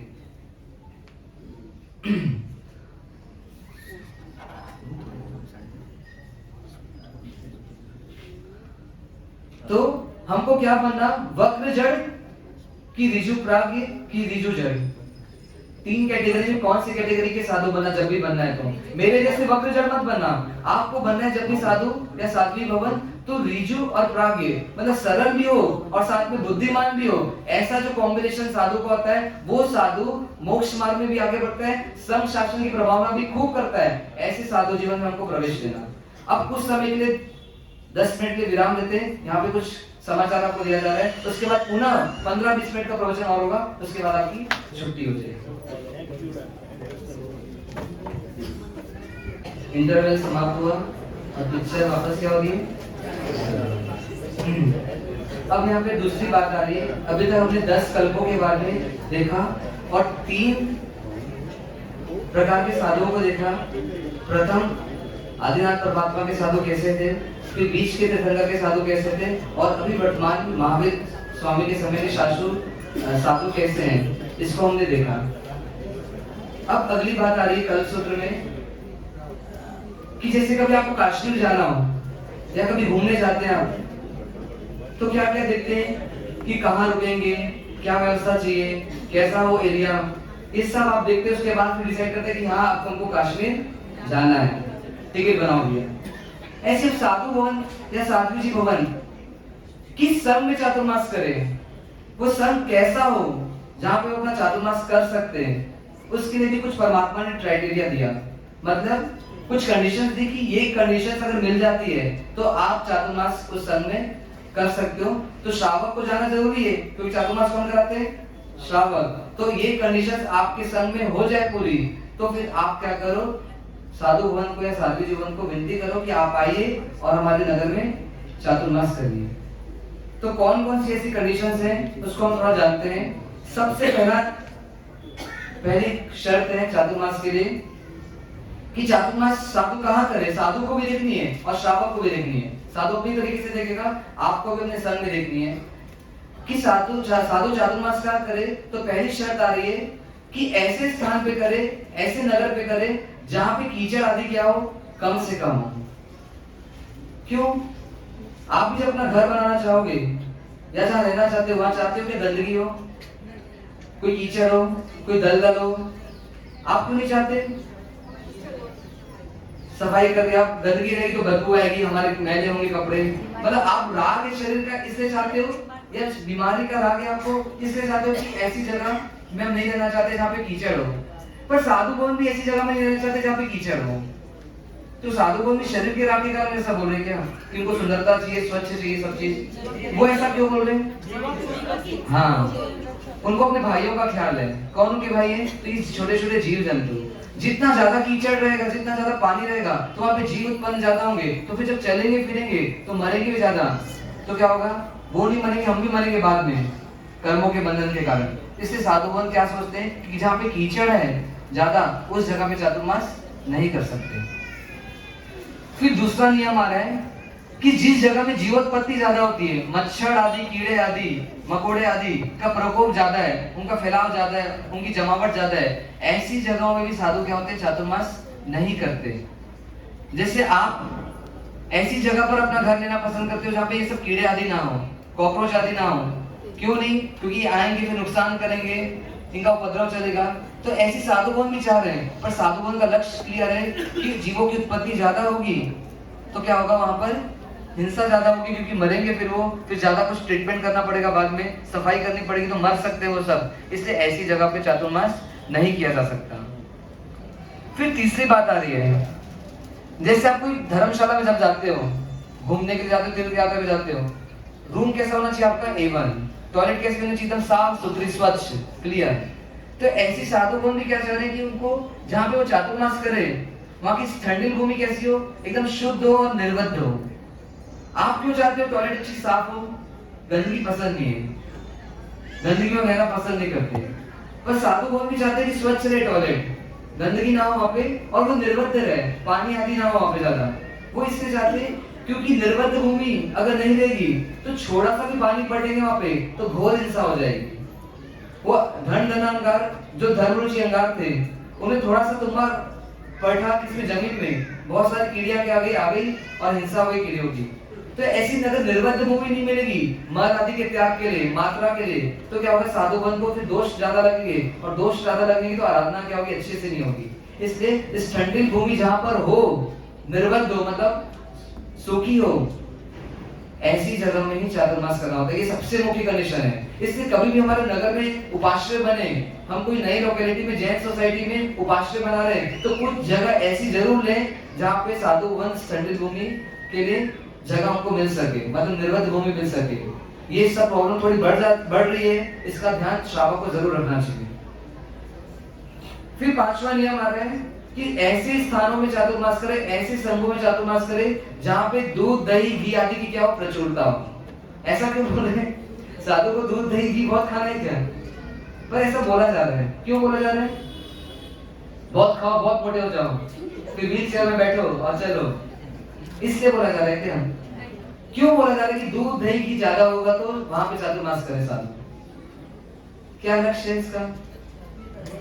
क्योंकि जिस संघ में दूध दही की ज्यादा रहेगा मतलब वो संघ क्या है, एकदम संपन्न है। साधु जीवन का भार उठा सकता है, वो साधु को गोची बेरा सकता है, साधु को वक्त आने पर उसकी बीमारी में उसको आहार आदि अच्छे से अच्छा दे सकता है। मतलब जहाँ पे दूध दही घी प्रचुर है मतलब वो संघ कैसा संपन्न है वैभव से। तो ऐसी जगहों पे क्या करे, साधु चातुर्मास करे। फिर अगला नियम क्या है, छठा नियम, कि जहाँ पे जैन कुल बहुत हो, मतलब जैन कुल को मानने वाले, जैन परंपरा को मानने वाले श्रावक श्राविका का वर्ग, ऐसे परिवार बहुत सारे हो, बहुतायत हो, मतलब उनकी बहुलता हो, ऐसे स्थानों पे क्या करे, वो चातुर्मास करे। अब है घर 5 और मरासा में 10, तो चातुर्मास करना चाहिए कि नहीं? तो क्या होगा, संघ पर भार बनेगा। एक ही घर से कितने बार गोष्ठी देने जाएंगे? तो क्या होगा कि ऐसे स्थानों का चयन करें जहाँ पे क्या होगा, संघ बहुत सारे व्यक्ति हो वहां पे। पर अभी क्या हो रहा है, हम अपनी सुविधा के अनुसार 5 घर इधर है, 10 घर उधर है, 16 घर उधर है, सब संघ बढ़ते जा रहे हैं, ऐसी व्यवस्था हो गई है। इसलिए क्या अगर समाज रूप में हम एक निर्णय ले कि कहीं भी जाना भी पड़े सिटी से दूर, तो सब एक मिलकर के एक कॉलोनी में जाएं, ताकि आपको सुपात्र दान का भी लाभ मिले, चातुर्मास का भी लाभ मिले, गुरु भवन आ सके और प्रवचन आदि का भी लाभ मिले। 2 घर उधर है, 5 घर इधर रहेंगे, 7 घर उधर है, ऐसे अलग अलग कॉलोनी में रहेंगे तो बिखर के रहेंगे, तो क्या होगा, चातुर्मास की व्यवस्था कई संघों में इस कारण से भी नहीं हो पाती। फिर क्या बोले अगला नियम, फिर से बोलूं, सबसे पहला नियम था कि जहां पर कीचड़ ना हो, दूसरा नियम था जहां पे कीड़े मकोड़े मतलब जीव ज्यादा ना हो, फिर तीसरा नियम था स्थंडिल भूमि निर्बद्ध हो, चौथा नियम था, हाँ एक चौथा नियम छूट गया बता रहा हूँ, 5वां नियम ये था दूध दही ज्यादा प्रचुर मात्रा में मिले, 5वां नियम। उसके बाद 6वां नियम क्या बताया था, जहाँ पे जैन कुल को मानने वाले श्रावक श्राविका का परिवार बहुतायत में हो। एक नियम छूट गया 5वां, वो ये था, चौथा नियम छूट गया कि जहाँ पर उपाश्रय कैसा व्यवस्थित हो। जैसे आप अपना घर कैसा बनाते हो, आप तो एसी पंखा कूलर यूज करते हो, इसलिए आपका घर अगर पैक एरिया में भी तो आपको चल जाएगा, पर उपाश्रय कैसा होना चाहिए, थोड़ा खुला होना चाहिए, जहाँ पे खिड़की आदि हो, ताकि साधु वन के स्वास्थ्य में क्या हो, हानि ना हो, उनको साता रहे, वो अपने अध्ययन स्वाध्याय सत्संग कर सके। मतलब खिड़की आदि हो, खुला जगह हो, स्पेस हो, गैलरी हो, ताकि वो खुली हवा का उनको मिल सके और उनका स्वास्थ्य में साता रहे। क्योंकि उनको दोष लगाना पड़ता है, फिर कोई साधुवन पंखे में बैठना पड़ता है, किसी को ज्यादा दिक्कत आती तो कूलर एसी में भी कोई जा सकता है। पर अगर हम ध्यान रखें, खुली हवा आती रहे, ऐसा उपाश्रय रखें, तो क्या होगा, साधुवन की चर्या में दोष नहीं लगेगा। फिर 7वां नियम और 8वां नियम साथ में आ रहा है कि ऐसे स्थानों में चातुर्मास हो, ऐसे संघ में चातुर्मास हो जहां पर वैद्य मतलब डॉक्टर आदि की व्यवस्था, हॉस्पिटल की व्यवस्था और औषधि मतलब मेडिसिन की व्यवस्था क्या हो, अच्छी हो। क्योंकि जब साधुगण को दिक्कत है, बुजुर्ग साधु को, तो गाड़ी का दोष लगा करके हम दूसरे शहर तो नहीं जा सकते। तो आपके संग में अगर डॉक्टर की व्यवस्था अच्छी रहेगी तो उनको साधु भवन को समाधि करने में आसानी होगी, उनको बीमारी से मुक्त करने में आसानी होगी। फिर 9वां नियम क्या है, जहां पर अनाज आदि का संग्रह अच्छा हो, ऐसी जगह पे चातुर्मास करें। मतलब अकाल नहीं पड़े, क्योंकि खुद अकाल पड़ेगा तो आप स्वयं खा नहीं पाएंगे, तो हमको आहार आदि कैसे कराएंगे, तो साधु जीवन के स्वाध्याय आदि में विघ्न पड़ेगा। तो जहां पर आहार आदि प्रचुर मात्रा में हो, अनाज आदि प्रचुर मात्रा में हो, ऐसी जगह पे चातुर्मास करें। फिर 10वां नियम आ रहा है, 9वां तो बता दिया ना, 7वां 8वां साथ में था डॉक्टर और मेडिसिन, 9वां हो गया। 10वां नियम है जहां का नगर सेठ मतलब अध्यक्ष आदि ट्रस्ट मंडल कैसा धार्मिक हो, मतलब जिसकी राजा मतलब जो प्रतिनिधित्व कर रहे हैं, जो संघ के प्रतिनिधि हैं, वो कैसे वो धार्मिक हो, मतलब खुद में धर्म में आगेवान हो। क्योंकि जैसी राजा रहेगी वैसी प्रजा रहेगी। मतलब संघ के जो आगेवान श्रावक हैं, अध्यक्ष आदि पद पर हैं, ट्रस्ट मंडल है, वो कैसा हो, धार्मिक हो, मतलब धर्म को मानने वाला हो। ऐसा ना हो कि मरसक ला करके वो बैठा दिए और वो खुद तो 9 तो 11 होकर सीधा विदाई समारोह में आ रहे हैं, ऐसा ना हो। फिर क्या अगला नियम आ रहा है कि जहां पर धर्म के विद्वेषी ना हो, मतलब 2 ग्रुप या गुटबाजी विरोधी लोग ना हो, ज्यादा संघ में लड़ाई झगड़े ना हो। क्योंकि अगर लड़ाई झगड़े ज्यादा रहेंगे तो महाराज सबको स्वाध्याय आदि में या साधना करने में विघ्न आएगा, साधुचर्या पालने में विघ्न आएगा, अगर विचार अगर मिलते नहीं श्रावक पे। तो ऐसे जहां पर विचार विमर्श विरोध में हो, मतलब संग में लड़ाई झगड़े ज्यादा चल रहे हो, तो ऐसी जगह में चातुर्मास श्रावक साधु क्या करे, ना करे। मतलब संघ की एकता हो, कम से कम झगड़े हो, ऐसी जगह पे चातुर्मास करे। तर्क वाले ना हो, मतलब संघ मतलब एक हो, मतलब अलग अलग ग्रुप नहीं बन रहे हो, जुट नहीं बन रहे हो, खतरे जैसे पूरा एक हो नॉर्मली। ऐसी जगह में चातुर्मास हो, थोड़ा बहुत तो चलेगा, पर बहुत ज्यादा लड़ाई झगड़े हो तो उस जगह पे चातुर्मास ना करें। फिर 12वां नियम आ रहा है, जहां पर भिक्षा सुलभता से मिल जाए, मतलब घर आदि और भिक्षा के लिए अनुकूल जगह हो, ऐसा ना हो घर बहुत दूर दूर हो आश्रय से, गोष्ठी की व्यवस्था अनुकूल और साधु भोगन के लिए, क्योंकि वो रोज का काम है। फिर 13वां नियम आ रहा है, जहां पर स्वाध्याय सत्संग आदि का माहौल मिल सके, क्योंकि मुख्यतः उनका जीवन किसके लिए, स्वाध्याय सत्संग के लिए साधु का, तो वो अपनी पढ़ाई लिखाई अपना अध्ययन अध्यापन अच्छे से कर सके उपाश्रय में, मतलब उस संघ का माहौल ऐसा हो कि उनको पढ़ने लिखने में उनको सहयोग मिले, तो ऐसी जगह में चातुर्मास करना है। ये 13 कंडीशन अगर आप फुलफिल करते हैं श्रावक, तो ऐसी जगह में साधु भवन को विनती आप कर सकते हैं। फिर भी अगर फिर दूसरी और बता रहे कि अगर 13 कंडीशन पूरी नहीं हो सकती, तो आगे क्या बता रहे, 4 कंडीशन ऐसी दे रहे जहां पर आप वो 4 कंडीशन को फुलफिल कर सकते हो, तो भी आप चातुर्मास करा सकते हो। मतलब अगर 13 हो तो सबसे बेस्ट, और नहीं तो ये 4 तो करना ही है। उसमें पहली कंडीशन आ रही कि जिन मंदिर हो, मतलब आपके नगर में अगर जिन मंदिर नहीं है तो साधु को आलम्बन किसका देंगे, तो मतलब मंदिर होना आवश्यक है। फिर आस-पास में साधन को, मतलब जैन कुल का परिवार हो जहाँ पे चातुर्मास करना है। फिर तीसरा है मुनि भवन को हाँ स्थंडिल भूमि निर्बद्ध मिले, ये सबसे पहली कंडीशन है कि निर्बद्ध स्थंडिल भूमि का होना चाहिए, साधु भवन कोई दोष ना लगाए मात्रा आदि करने के लिए, और जहां पर आपको सुपात्र दान आप दे सको, मतलब गोचरी आदि की व्यवस्था हो सके। ऐसी 4 कंडीशन को अगर आप फुलफिल करते हो, मतलब मान्य है, तो उस संघ में भी चातुर्मास हो सकते हैं। इस प्रकार चातुर्मास कहाँ करना और श्रावक को चातुर्मास करने के क्या कंडीशन पूरी करना, ये दोनों ही बात क्या कर रहे हैं इसके माध्यम से बता रहे हैं। अब आगे की वासना वर्तमान योग पर छोड़ते हैं। जिन आज्ञा विरुद्ध कुछ भी कहा हुआ सब मनोचित गाय से तस्में शायद एक चीज मैंने, हाँ बोलिए, 13 में जिन मंदिर नहीं आया, हाँ 13 में नहीं आया था, 13 में नहीं आया था। एक्चुअली ये नियम उत्कृष्ट साधु के लिए, वास्तव में जो मूल साधु जीवन था उसमें उनको मंदिर जाने की नियम कंपलसरी नहीं था एक्चुअल साधु जीवन में, पर अभी वर्तमान के हिसाब से जिन मंदिर जरूरी है, क्योंकि हम साधु को मंदिर जाना कंपलसरी है। पर जो मूल जो अच्छे साधु बन जब पहले के जमाने में थे, उनको मंदिर जाने का नियम कंपलसरी नहीं था, इसलिए वो अपनी मतलब श्रद्धा भाव में जीते थे, तो मंदिर नहीं भी जाते तो चल जाता था उनको, इसलिए उसी अपेक्षा से वो नियम बना हुआ है। और दूसरी बात, एक चीज मैंने गलत बोल दी थी, वो अभी मैं वापस अपनी ठीक कर रहा हूँ। मैंने आनंद सागर जी महाराज साहब के लिए 180 साल पहले का बताया कि उन्होंने ये रचना करी। वास्तव में 80 साल 180 नहीं, वो 80 साल पूर्व ये जो अभी कल्पसूत्र मिला वो 80 साल पूर्व लगभग रचा गया है। तो उसके लिए मैं शामिल करता हूँ कि मेरे मुझसे गलत निकला। जिन आगे कुछ कहा हो तस्वीर शामिल हो। हाँ साहब बोलिए। जी जी जी जी। तो कब दक्षिण